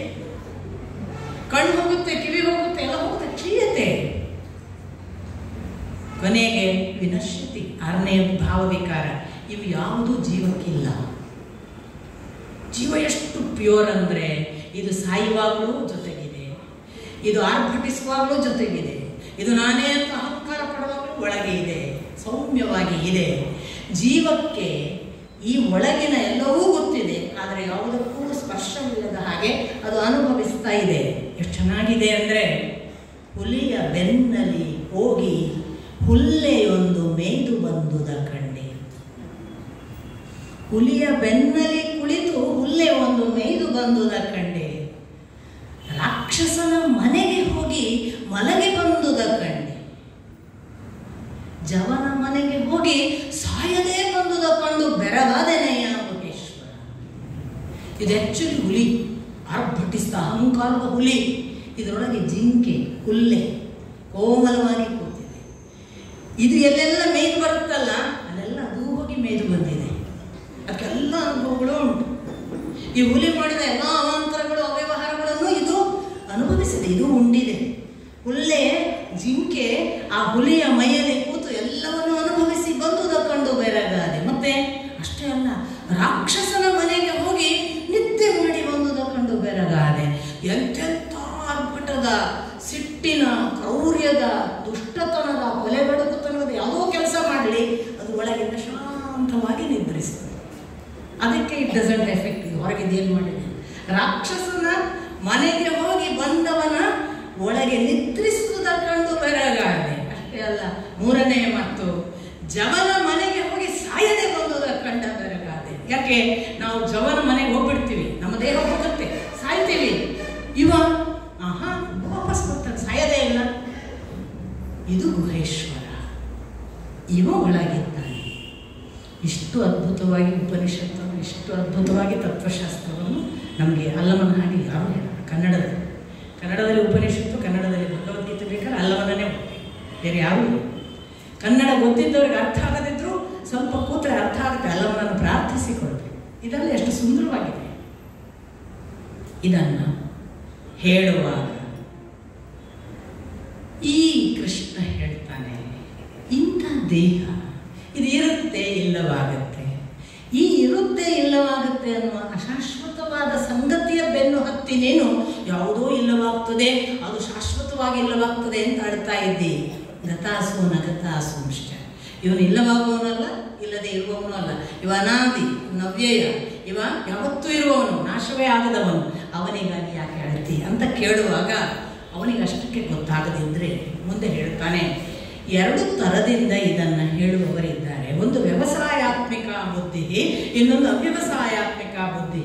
ಏನು ವ್ಯವಸಾಯಾತ್ಮಿಕ ಬುದ್ಧಿ ಅಂದರೆ ತುಂಬ ಪರಿಣತಿಯಿಂದ ಮನನ ಮಾಡಿ ಧ್ಯಾನಮುಖೇನ ತಿಳಿದು ಜ್ಞಾನದಿಂದ ಮಾಡುವವರು, ಅವರೆಲ್ಲ ವ್ಯವಸಾಯಾತ್ಮಿಕ ಬುದ್ಧಿ. ಇನ್ನಿದ್ದಾರೆ ಕೆಲವರು ಹಾಡು ಹರಟೆ ಕಾಡು ಹರಟೆಗಳಲ್ಲಿ ಮುಳುಗಿ ರೂಮರ್ಸು ಗಾಳಿ ಸುದ್ದಿಗಳಿಂದ ತತ್ವಶಾಸ್ತ್ರ ಹೇಳುವವರಿಗೆ ಏನು ಗೊತ್ತಿರಲ್ಲ, ಸ್ವಂತಕ್ಕೂ ಗೊತ್ತಿಲ್ಲ, ಬೇರೆ ತಿಳಿದದ್ದು ಅಲ್ಲ. ಅಂಥವರಿಗೆ ಅವ್ಯವಯಾಸಾತ್ಮಿಕ ಬುದ್ಧಿ ಅಂತ ಕರೀತಾನೆ ಕೃಷ್ಣ. ಪರಿಶ್ರಮವೇ ಇಲ್ಲದೆ ಮಾತಾಡುವವರು ಇವರೆಲ್ಲ ಎಂಥವರು? ಇವರು ಏನು ಮಾಡ್ತಾರೆ? ಈ ದೇಹ ತತ್ವವನ್ನು ದಾಟುವುದಕ್ಕೆ ವೇದವನ್ನು ಪಾಲಿಸಿ ಅಂತಾರೆ. ವೇದವನ್ನು ಪಾಲಿಸಿ ಅನ್ನುವಾಗ ವೇದದಲ್ಲಿ 4 ಭಾಗ ನಿಮಗೆ ಗೊತ್ತಿದೆ. ಒಂದು ಸಂಹಿತೆ, ಇನ್ನೊಂದು ಬ್ರಾಹ್ಮಣ, ಮತ್ತೊಂದು ಆರಣ್ಯಕ, ಕೊನೆಯದು ಉಪನಿಷತ್ತು. ಈ ಸಂಹಿತೆಗಳು ದೇವತೆಗಳ ಸ್ತುತಿ ಮಾಡುವ ಭಾಗ. ಈ ಸ್ತುತಿ ಮಾಡುವ ಭಾಗವನ್ನು ನಾವು ಮುಂದೆ ಬದುಕಿನಲ್ಲಿ ಕರ್ಮಕಾಂಡವಾಗಿ ಅನುಭವಿಸಬೇಕು ಅನ್ನುವಾಗ ನಮಗೆ ಬರುವಂಥದ್ದು ಬ್ರಾಹ್ಮಣ. ಕರ್ಮಕಾಂಡದ ಅನುಷ್ಠಾನದ ಸಂದರ್ಭ ಬಂದರೆ ಅದು ಆರಣ್ಯಕ. ಅನುಪಸ್ಥ ಅವಸ್ಥೆಯಲ್ಲಿ ಕಾಡಿನಲ್ಲಿ ಅದನ್ನು ಅನುಷ್ಠಾನ ಮಾಡಬೇಕು ಅಂತ ಅದು ಆರಣ್ಯಕ. ಕೊನೆಯದ್ದು ಉಪನಿಷತ್ತು, ಇಡೀ ವೇದದ ಸಾರ, ತಿರುಳು, ಅದು 4ನೆಯ ಭಾಗ. ನಮ್ಮಲ್ಲಿ ಅನೇಕ ಜನ ಯಾವುದರಲ್ಲಿ ಮುಳುಗಿದ್ದಾರೆ ಅಂದರೆ ಸಂಹಿತೆ ಮತ್ತು ಬ್ರಾಹ್ಮಣದ ಭಾಗದಲ್ಲೇ ಮುಳುಗಿ ಹೋಗಿದ್ದಾರೆ. ಅದರಲ್ಲಿ ಹೀಗಿದೆ, ಹೀಗೆ ಮಾಡಬೇಕು ಅಂತ ಹೇಳ್ತಾರೆ, ಈ ಕರ್ಮವನ್ನು ಮಾಡಿದರೆ ಇಂಥ ಫಲ ಅಂತ ಇದೆ, ಇಂಥ ಪುಣ್ಯವನ್ನು ಮಾಡಬೇಕು ಅಂತಾದರೆ ಈ ಯಜ್ಞ ಮಾಡಬೇಕು, ಈ ಹೋಮ ಹವನಕ್ಕೆ ನಿಮ್ಮನ್ನು ಅರ್ಪಿಸಿಕೊಳ್ಬೇಕು ಅಂತೆಲ್ಲ ಹೇಳಿ ಹೆದರಿಸ್ತಾರೆ. ಇವರು ಯಾರು? ಇವರನ್ನು ಕೃಷ್ಣ ಹೇಳ್ತಾನೆ ವೇದವಾದ ರತಾಹ. ಇವರೆಲ್ಲ ವೇದದ ವಾದದಲ್ಲಿ ರತಿಸುವವರು. ಅವರಿಗೆ ವೇದವನ್ನು ತಮ್ಮ ಸಮರ್ಥನೆಗಾಗಿ ಬಳಸಲಿಕ್ಕೆ ಇರುವ ಆಯುಧ. ಅದನ್ನೇ ಹೇಳಿ ಹೇಳಿ ನಮ್ಮನ್ನು ವೇದದ ಕಡೆಗೆ ತಾವು ಕರ್ಕೊಂಡು ಹೋಗುವುದು ಅಂತ ಭಾವಿಸ್ತಾ ನಮ್ಮನ್ನು ಮೌಢ್ಯಕ್ಕೆ ದೂಡುತ್ತಾರೆ ಹೊರತು ನಿಜವಾಗಿ ಮಾಡಬೇಕಾದದ್ದು ಏನು? ನಿಜವಾಗಿ ವೇದದಿಂದ ಮಾಡಬೇಕಾದದ್ದು ಏನು ಅಂದರೆ ಹೋಮ ಮಾಡುವವರನ್ನು ಕಂಡೆ, ಹೊಗೆಯನಾರಿಸುವವರನ್ನು ಕಾಣೆ, ದಾರಿ ಹೇಳುವವರ ಕಂಡೆ, ಹೆಜ್ಜೆ ಗುರುತನ್ನು ಅಳಿಸುವವರನ್ನು ಕಾಣೆ ಅಲ್ಲ. ಅದು ಮಾಡಬೇಕಾದದ್ದು. ಹೋಮ ಮಾಡಿದ ಕೂಡಲೇ ಇದರ ಫಲದ ಬೆನ್ನು ಹತ್ತು ಬೇಡಯ್ಯ. ಹೋಮ ಮಾಡುವುದು ನಿನ್ನ ಆತ್ಮ ಸಮರ್ಪಣೆಗೆ. ಫಲವನಿತ್ತು ಪೂಜಿಸುವವರ ಬಲ್ಲೆ, ಪುಷ್ಪವನಿತ್ತು ಪೂಜಿಸುವವರ ಬಲ್ಲೆ, ತನ್ನನಿತ್ತು ತುಷ್ಟಿ ಪಡೆಯುವವರನ್ನು ನನಗೆ ತೋರ ಚನ್ನ ಮಲ್ಲಿಕಾರ್ಜುನ. ಹಾಗೆ ನಿನ್ನನ್ನು ನೀನು ಅರ್ಪಿಸಿಕೊಂಡು ಹೋಮಿಸು. ಬ್ರಹ್ಮಹವಿಹಿ, ಬ್ರಹ್ಮಾತ್ಮನು ಹೇಳ್ತಾನಲ್ಲ, ಬ್ರಹ್ಮಾಹುತಃ. ಇದನ್ನು ಹೇಳುವ ಹಾಗೆ ಅಲ್ಲಮಾಕ್ಕ ಹೇಳ್ತಾರೆ, ಹೋಮ ಮಾಡುವುದನ್ನೇ ಹೇಳಿಕೊಂಡು ಅದರದ್ದು ಫಲದ ಕಡೆಗೆ ನಮ್ಮ ಗಮನ ಹರಿಸುವವರು ಬೇಡ ನಮಗೆ. ಅದರಿಂದ ಹೊಗೆಯನ್ನು ಹರಿಸುವವರ ಕಾಣೆ. ನಾವೆಲ್ಲ ಫಲದ ಬೆನ್ನು ಹತ್ತುತ್ತಿದ್ದೇವೆ. ಹೊಗೆ ಹಾರಿಸಬೇಕು. ಹೊಗೆ ಹಾರಿಸುವುದು ಅಂದ್ರೆ ಏನು? ಈ ಹೋಮ ಆದ ನಂತರ ಇದು ಎಲ್ಲಿ ಮುಟ್ತದೆ, ನಮಗೇನು ಫಲ ಅಂತ ಬೆನ್ನು ಹತ್ತಬಾರದು. ಅದನ್ನು ಅಪೇಕ್ಷೆ ಪಡ್ತಿದ್ದಾನೆ ಅಲ್ಲ. ಅದನ್ನೇ ಕೃಷ್ಣ ಹೇಳೋದು ವೇದವಾದ ರತಾಹ. ಎಲ್ಲರೂ ಕೂಡ ಕಾಲದಾರಿಯನ್ನು ತೋರಿಸುವವರ ಬಲ್ಲೆ, ಹೆಜ್ಜೆಯ ನಡೆಸುವವರ ಕಾಣೆ. ನಮಗೆ ಈ ಡೈರೆಕ್ಷನ್ ಹೇಳಿಕೊಂಡು ಹೀಗಾಗಬೇಕು ಅಂತ ಹೇಳುವವರು ಬೇಡ. ಹೆಜ್ಜೆಯೇ ಇಲ್ಲದಂತೆ ಹೇಗೆ ಬದುಕುವುದು, ಪ್ರತಿಫಲವೇ ಇಲ್ಲದೆ ಬದುಕುವುದು ಹೇಗೆ, ಇದನ್ನು ತೋರಿಸಬೇಕು. ಈ ದೃಷ್ಟಿಯಲ್ಲಿ ಕೃಷ್ಣ ಹೇಳ್ತಾನೆ, ಈ ಯಾವ ವೇದವಾದ ರಥರೆಲ್ಲ ಇದ್ದಾರೆ ಅವರು ಪದೇ ಪದೇ ನಿನ್ನನ್ನು ಕರ್ಮಕಾಂಡಕ್ಕೆ ದೂಡಿ ಇದನ್ನು ಮಾಡು ಇದನ್ನು ಮಾಡು ಅಂತ ಹೇಳುವವರ ಬೆನ್ನು ಹತ್ತಬೇಡ. ಯಾಕೆ? ತ್ರೈಗುಣ್ಯ ವಿಷಯ ವೇದ ನಿಸ್ತ್ರೈಗುಣ್ಯೋ ಭವ ಅರ್ಜುನ. ಈ ವೇದಗಳ ರಥದಲ್ಲಿ ಮುಳುಗಿದವರೆಲ್ಲ ಅವ್ಯವಸಾಯಾತ್ಮಿಕ ಬುದ್ಧಿ ಯಾರಿದ್ದಾರೆ, ಪರಿಶ್ರಮವಿಲ್ಲದೆ ವೇದವನ್ನು ನಮಗೆ ಹೇಳಿ ಕರ್ಮಕಾಂಡವನ್ನೇ ಪ್ರಧಾನ ಅಂತ ಮಾಡಿ ಅದರ ಅನುಷ್ಠಾನವನ್ನು ಮರೆಯಿಸಿ ಅದರ ಉಪಾಸನೆಯ ಭಾಗವಾದ ಉಪನಿಷತ್ತನ್ನು ಹೇಳದೇ ಇರುವ ತ್ರಿಗುಣಗಳಲ್ಲೇ ಮುಳುಗುವಂತೆ ಮಾಡ್ತಾರಲ್ಲ. ಯಾಕೆಂದರೆ ಯಾರು ಕರ್ಮಫಲದ ಬೆನ್ನು ಹತ್ತುತ್ತಾರೆ ಅವರಿಗೆಲ್ಲ ತ್ರಿಗುಣಗಳು ಅನಿವಾರ್ಯ. ಸಾತ್ವಿಕ, ರಾಜಸ, ತಾಮಸ. ಒಂದು ಒಳ್ಳೆಯ ಉದ್ದೇಶಕ್ಕೆ ಹೋಮ ಮಾಡಬಹುದು ನೀವು. ಹೋಮ ಅನ್ನೋದನ್ನು ಕರ್ಮ ಅಂತ ಭಾವಿಸಿ. ಯಾವುದೇ ಕರ್ಮ, ನಾನೊಂದು ಒಳ್ಳೆಯ ಕರ್ಮ ಮಾಡಿದರೆ ನನಗಿಂಥ ಫಲ ಬೇಕು ಅಂತ ಭಾವಿಸಿ, ಅದು ಸಾತ್ವಿಕ ಕರ್ಮ. ನನಗೆ ಮಧ್ಯಮ ಫಲ ಯಾವುದೋ, ನನಗೆ ಹೆಸರು ಬರಬೇಕು, ನನ್ನನ್ನು ಜನ ಗುರುತಿಸಬೇಕು, ರಾಜಸ. ನಾನು ಮಾಡಿದ್ರಿಂದ ನಾವು ಹಾಳಾಗಿ ಹೋಗಬೇಕು ಅಂತ ಮಾಡುವ ಕರ್ಮ, ಅದು ತಾಮಸ. ಈ 3 ಬಿಟ್ಟು ಕರ್ಮ ಮಾಡುವುದಿದೆಯಲ್ಲ, ಕರ್ಮ ಫಲದ ಅಪೇಕ್ಷೆ ಇಲ್ಲದೆ ಅದು ನನ್ನನ್ನು ನಾನು ಅರ್ಪಿಸಿಕೊಳ್ಳುವುದು ಭಗವಂತ ಕರ್ಮ ಫಲವಲ್ಲ. ಯಾಕೆ ನಮ್ಮ ಮನೆಗೆ ಅಪ್ಪ ಏನಾದ್ರು ತಂದು ಕೊಡೋದಿದ್ರೆ ನಮಗೆ we have got all the rights to ask, ಯಾಕಪ್ಪ ತರಲಿಲ್ಲ ಅಂತ. ಅದೇ ಪಕ್ಕದ ಮನೆಯಲ್ಲಿ ತಂದುಕೊಳ್ಳಿಲ್ಲ ಕೇಳೋ ಹಕ್ಕಿಲ್ಲ. ಹಾಗಾಗಿ ಭಗವಂತನಿಗೆ ಅರ್ಪಿಸಿಕೊಳ್ಳೋದು we have got all the rights to surrender our selves. ಆದರೆ ಇನ್ಯಾರಿಗೂ ಅರ್ಪಿಸಿಕೊಳ್ಳಿಕ್ಕೆ ಭಗವಂತ ಎಂದು ಹೇಳಲಿಲ್ಲ. ಆ ದೃಷ್ಟಿಯಲ್ಲಿ ಭಗವಂತನ ಹತ್ರ ಹೋಗುವುದು ಫಲಾಕಾಂಕ್ಷೆ ಅಲ್ಲ. ಅದನ್ನು ಮಾಡದೇ ಇದ್ರೆ ನೀನು ನಿಸ್ತ್ರೈಗುಣ್ಯನಾಗುವುದಿಲ್ಲ, ನೀನು ತ್ರಿಗುಣಕ್ಕೆ ಒಳಗಾಗ್ತಿ, ನೀನು ನಿಸ್ತ್ರೈಗುಣ್ಯೋ ಭವಾರ್ಜುನ ಅಂತ ಕೃಷ್ಣ ಹೇಳಿದ. ಈ ನಿಸ್ತ್ರೈಗುಣ್ಯೋ ಭವಾರ್ಜುನ ಅಂತ ಹೇಳಿ ನೋಡಿ, ಯಾಕೆ ಈಸ್ ಅ ಬೆಸ್ಟ್ ಮಾಸ್ಟರ್ ಅಂತಂದ್ರೆ ಯಾವುದನ್ನು ಕೂಡ ಒಂದು ಮಾತು ಹೇಳಿ ಅದಕ್ಕೆ ಎಕ್ಸ್ಪ್ಲನೇಷನ್ ಕೊಡದೆ ಕೃಷ್ಣ ಬಿಡೋದಿಲ್ಲ. ಅದನ್ನು ಏಟು ಸಡ್ ಬಿಡಿಸಿ ಹೀಗಪ್ಪ ಅಂತ ನಮ್ಮ ಮುಂದೆ ಪ್ರಸ್ತುತಪಡಿಸುವ ಕ್ರಮ ಇದೆಯಲ್ಲ, ಇಸ್ ಅ ಗುಡ್ ಮಾಸ್ಟರ್ ಅಂತ ನಾವು ಯಾರನ್ನು ಹೇಳ್ಬೋದು, ಅದು ಕೃಷ್ಣ. ಅವನು ಮಾತ್ರ ಅಷ್ಟು ಚೆನ್ನಾಗಿ ನಮ್ಮ ಮುಂದೆ ಹರಡಿ ವಿವರಿಸ್ತಾನೆ. ಅವ ಹೇಳ್ತಾನೆ, ನೋಡು ಹೀಗೆ ಮಾಡುವುದು ಹೇಗೆ ಗೊತ್ತಾ, ಕರ್ಮಫಲಕ್ಕೆ ಅಂಟಿಕೊಳ್ಳಬೇಡ. ಕರ್ಮಫಲಕ್ಕೆ ಅಂಟಿಕೊಂಡಿ ಅಂತಂದ್ರೆ ನೀನು ಇದರಲ್ಲೇ ಉಳಿತಿ. ಕರ್ಮಫಲಕ್ಕೆ ಅಂಟಿಕೊಂಡಿರುವುದರಿಂದ ನಿನಗೆ ದೇಹಭಾವ, ನಿನಗೆ ಕರ್ಮಫಲದ ಆಚೆಗೆ ಹೋಗಬೇಕು ಅಂತ ನೀನು ನಿನ್ನನ್ನು ಪ್ರಿಪೇರ್ ಮಾಡು. ಹೇಗೆ, ಇದು ಎಲ್ಲವೂ ನಾನು ಮಾಡುವುದಲ್ಲ, ನನ್ನಿಂದ ಮಾಡಿಸ್ತಿದ್ದಾನೆ, ಅವನು ಮಾಡಿಸಿದ ಹಾಗೆ ಮಾಡಿಸ್ತೇನೆ, ಅವನು ಮಾಡಿದ್ದರ ಫಲವೂ ಕೂಡ ಅವನಿಗೆ ಸಂಬಂಧಪಟ್ಟದ್ದು, ಅವನು ಏನು ಕೊಡ್ತಾನೋ ಕೊಟ್ಲಿ ಅನ್ನುವ ಭಾವದಿಂದ ಮಾಡು. ಕರ್ಮಣಿಯೇವ ಅಧಿಕಾರ ಹತೆ ಮಾ ಕರ್ಮ ಫಲ ಹೇತುರ್ಬೋಹು ಅಲ್ವಾ, ಮಾತೆ ಸಂಗೋಸ್ವ ಕರ್ಮಣಿ. ಅಲ್ಲಿ ಹೇಳಿದ ಕರ್ಮಕ್ಕೆ ಫಲವನ್ನು ಅಪೇಕ್ಷೆ ಪಡಬೇಡ, ಕರ್ಮ ಮಾಡು. ನಿನಗೆ ಕರ್ಮಕ್ಕೆ ಮಾತ್ರ ಅಧಿಕಾರ, ನೀನು ಏನು ಮಾಡ್ತೀಯೋ ಅದನ್ನು ಅವನಿಗೆ ಅರ್ಪಿಸಿ ಮಾಡು. ಏನು ಫಲ ಅಂತ ಇದನ್ನು ಹೇಳಿದ ಕೂಡ ಬಹಳ ಜನ ಏನಾಗಾರೆ ಕೆಲಸ ಮಾಡೋದು ಬೇಡವಾ ಅಲ್ವಾ, ಕೆಲಸ ಮಾಡೋ ಉಮೇದಿ ಹೋಗಿಬಿಟ್ಟಿತ್ತಪ್ಪ, ನಮ್ಗೇನು ಬೇಡ ಯಾಕೆ ಮಾಡೋದು, ನಮ್ಗೆ ಸಂಬಳ ಬೇಕು ಅಂತ ನಾವು ದುಡಿಯೋದು, ನಮ್ಗೆ ಹೆಸರು ಬೇಕು ಅಂತ ನಾವು ಇಂಥ ಕೆಲಸ ಮಾಡಿದ್ದು, ನಮಗೊಂದು 4 ಜನರ ಮುಂದೆ ನಮ್ಮ ಸಂಸಾರ ಚೆನ್ನಾಗಿ ಡಿಗ್ನಿಫೈಡ್ ಆಗಿ ತೋರಿಸ್ಬೇಕು ನಾವು, ಇದೆಲ್ಲ ಬೇಡವಾ, ಇದೇ ಆಗಬೇಕು ಅಂತ ಹೊರಡಿ. ಅದು ಎಂಥ ಪರಿಶ್ರಮದ ಕೆಲಸ, ಎಂಥ ಸ್ಟ್ರಗಲ್. ಅಯಾಚಿತವಾಗಿ ಇದೆಲ್ಲ ಬರಬೇಕು. ಬಂದರೆ ನಾವು ಅಪೇಕ್ಷಿಸಿ ಅಲ್ಲ, ನಾನು ಮಾಡಿದ ಪರಿಶ್ರಮಕ್ಕೆ ಅವನು ಮೆಚ್ಚಿ ಕೊಡಬೇಕು, ಕೊಟ್ಟು ಅದು ಗೊತ್ತಾಗಬೇಕು, ನಾನು ಮಾಡಿದ್ದನ್ನು ಮೆಚ್ಚಿ ಇದೆಲ್ಲ ನನಗೆ ಬಂದಿದೆ, ನಾನು ಇದಕ್ಕೆ ಸಾಧನ ಅಷ್ಟೇ ಅಂತ. ಹೊರತು ನಾನು ಪರೀಕ್ಷೆಯಲ್ಲಿ ರ್ಯಾಂಕ್ ಬರಬೇಕು ಅಂತ ಓದಿದ್ರೆ ರಾತ್ರಿ ಹಗಲು ನಿದ್ದೆ ಬೆಟ್ಟ ಮಗುವಿನ ಕಥೆ ಅಂತ ಹೇಳಿ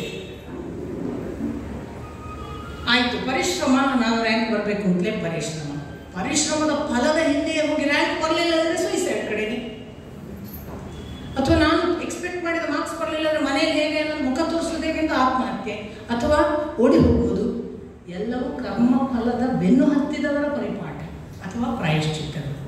ಈ ಅವಸ್ಥೆ ಬರಬಾರ್ದು ಅಂತಿದ್ರೆ ಕೃಷ್ಣ ಹೇಳಿದ್ದು ಬಹಳ ಸತ್ಯ.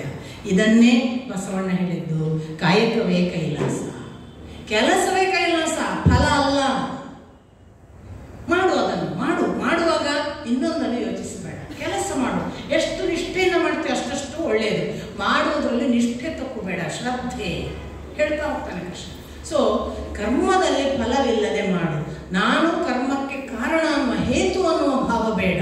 ಮತ್ತೆ ಹಾಗಾದ್ರೆ ನೆಕ್ಸ್ಟ್ ಇಮಿಡಿಯೇಟ್ ಕೃಷ್ಣ ಹೇಳ್ತಾನೆ, ನಾವು ಮಾಡುವ ಕ್ವೆಶ್ಚನ್ ಇದೆಯಲ್ಲ, ಮಾತೆ ಸಂಗೋಸ್ತುವ ಕರ್ಮಣಿ, ಹಾಗಂತ ಏನು ಫಲದ ಬೆನ್ನು ಹತ್ತಬಾರ್ದು ಅಂತ ಹಾಗಾದ್ರೆ ಕೆಲಸ ಮಾಡಿದ್ರೆ ಮಾತೆ ಸಂಗೋಸ್ತುವ ಕರ್ಮಣಿ, ಅಕರ್ಮದ ಜೊತೆಗೆ ಸ್ನೇಹ ಮಾಡಿಕೊಳ್ಳಬೇಡ, ಕೆಲಸ ಮಾಡುವುದಿಲ್ಲ ಅನ್ನೋ ಹೆಜ್ಜೆ ಇಡಬೇಡ. ಯಾಕೆ ಹೇಳಿದ ಕೃಷ್ಣ? ಒಂದು ಕಡೆ ತತ್ವಶಾಸ್ತ್ರದ ದೇಹಭಾಗ ಸುಳ್ಳು ಅಂದ, ನೆಕ್ಸ್ಟ್ ಕರ್ಮದ ಬೆನ್ನು ಹತ್ತದೆ ಕೆಲಸ ಮಾಡುವಂದ. ಯಾಕೆ ಅವ ಕರ್ಮದ ಕೆಲಸ ಯಾವುದನ್ನು ಹೇಳಿದ್ದನು, ಭಿಕ್ಷಾಟನೆ ಮಾಡುತ್ತೇನೆ ಅಂತ. ಅಲ್ಲಿ ಫಲದ ಅಪೇಕ್ಷೆ ಬಂತಲ್ಲ ಯುದ್ಧದಲ್ಲಿ, ಆ ಫಲದ ಅಪೇಕ್ಷೆಯನ್ನು ಬಿಟ್ಟು ನೀನು ಇದರಲ್ಲಿ ಬಾ, ನಿನ್ನ ಕರ್ಮಕ್ಕೆ ಫಲದ ಯೋಚನೆ ಮಾಡದೆ ಯುದ್ಧ ಮಾಡು ಅನ್ನೋದು ಹೇಳಬೇಕಿತ್ತು. ಇನ್ನು ಮುಂದೆ ಹೇಳ್ತಾನೆ, ಅಷ್ಟು ಮಾತ್ರ ಅಲ್ಲ, ಕರ್ಮವನ್ನು ಮಾಡುವಾಗ ಯೋಗಸು ಕರ್ಮ, ಯೋಗ ಕರ್ಮಸು ಕೌಶಲಂ ಅಂತ ಒಂದು ಮಾತು ಹೇಳಿದೆ. ತಿಳಿದು ಮಾಡುವ ಕರ್ಮ ಯೋಗವಾಗಿ ಬಿಡ್ತದೆ. ನಿನ್ನ ಕರ್ಮ ಭಗವಂತನ ಕರ್ಮ ಯಾವಾಗಪ್ಪ ಅಂದರೆ ಈ ಜ್ಞಾನದಿಂದ ಮಾಡಿದಾಗ, ಈ ಪರಿಜ್ಞಾನದಿಂದ ಮಾಡು. ಆಗ ನಿನಗೆ ಪ್ರತಿಯೊಂದರಲ್ಲೂ ಕೂಡ ಒಂದು ನಿರ್ಲೇಪ ಭಾವ ಇರ್ತದೆ. ಬಂದರೂ ಸಂತೋಷ ಪಡಲ್ಲ, ಬಾರದಿದ್ರೂ ದುಃಖ ಪಡಲ್ಲ, ಒಂದು ಥರದ ಸಮಚಿತ್ತ ಅವಸ್ಥೆ ಬರ್ತದೆ. ನಿನ್ನ ಮನಸ್ಸು ಸಮಾಧಿಸ್ಥ ಭಾವದಿಂದ ಎಲ್ಲವನ್ನು ಬಂದಂತೆ ಸ್ವೀಕರಿಸ್ತದೆ. ಇಂಥದೊಂದು ಸಮಾಧಿಸ್ಥ ಅವಸ್ಥೆಗೆ ಬಾ. ಅರ್ಜುನ ಸಾಮಾನ್ಯನಾಗಿದ್ದರೆ ಕೆಲಸದ ಬಗ್ಗೆ ಪ್ರಶ್ನೆ ಕೇಳಬೇಕಿತ್ತು. ಅರ್ಜುನ ಸಾಮಾನ್ಯನಾಗಿದ್ದರೆ ದೇಹ ಯಾಕೇನ ಶಾಶ್ವತ ಅಲ್ಲ ಅಂತ ಪ್ರಶ್ನೆ ಕೇಳಬೇಕಿತ್ತು. ಸ್ಥಿತಪ್ರಜ್ಞಸ್ಯ ಕಾ ಭಾಷಾ. ನೋಡಿ, ಅವನು ಕೇಳಿದ್ದು ಒಂದು ಕೊನೆಯ ಮಾತು, ಸ್ಥಿತಪ್ರಜ್ಞ ಭಾವದಿಂದ, ಸಮಾಧಿ ಭಾವದಿಂದ ಎಲ್ಲರ ಜೊತೆಗೆ ಇರು ಅನ್ನುವ ಆ ಕೃಷ್ಣನ ಮಾತನ್ನು ಹಿಡ್ಕೊಂಡ್ಬಿಟ್ಟ, ಉಳಿದೆಲ್ಲ ಬಿಟ್ಟ. ಅರ್ಜುನನ ಒಳಗೊಬ್ಬ ಎಂಥ ಜ್ಞಾನಿ, ಎಂಥ ಹಸಿದ ಬೆಳೆಯುವ ಹುಡುಗ ಇದ್ದಾನೆ ಅನ್ನೋದಕ್ಕೆ ಈ ಪ್ರಶ್ನೆ ಸಾಕ್ಷಿ. ಸ್ಥಿತಪ್ರಜ್ಞಸ್ಯ ಕಾ ಭಾಷಾ, ಅವನ ಭಾಷೆ ಅಥವಾ ಅವನಿರುವ ರೀತಿ ಯಾವುದು, ಆಮೇಲೆ ಅವನು ಕಿಂ ಆಸೀತ ಕಿಂ ಪ್ರಜೇತ ಕಿಂ, ಅವನು ಹೇಗೆ ಕೂತ್ಕೊಳ್ತಾನೆ, ಹೇಗೆ ನಡೀತಾನೆ.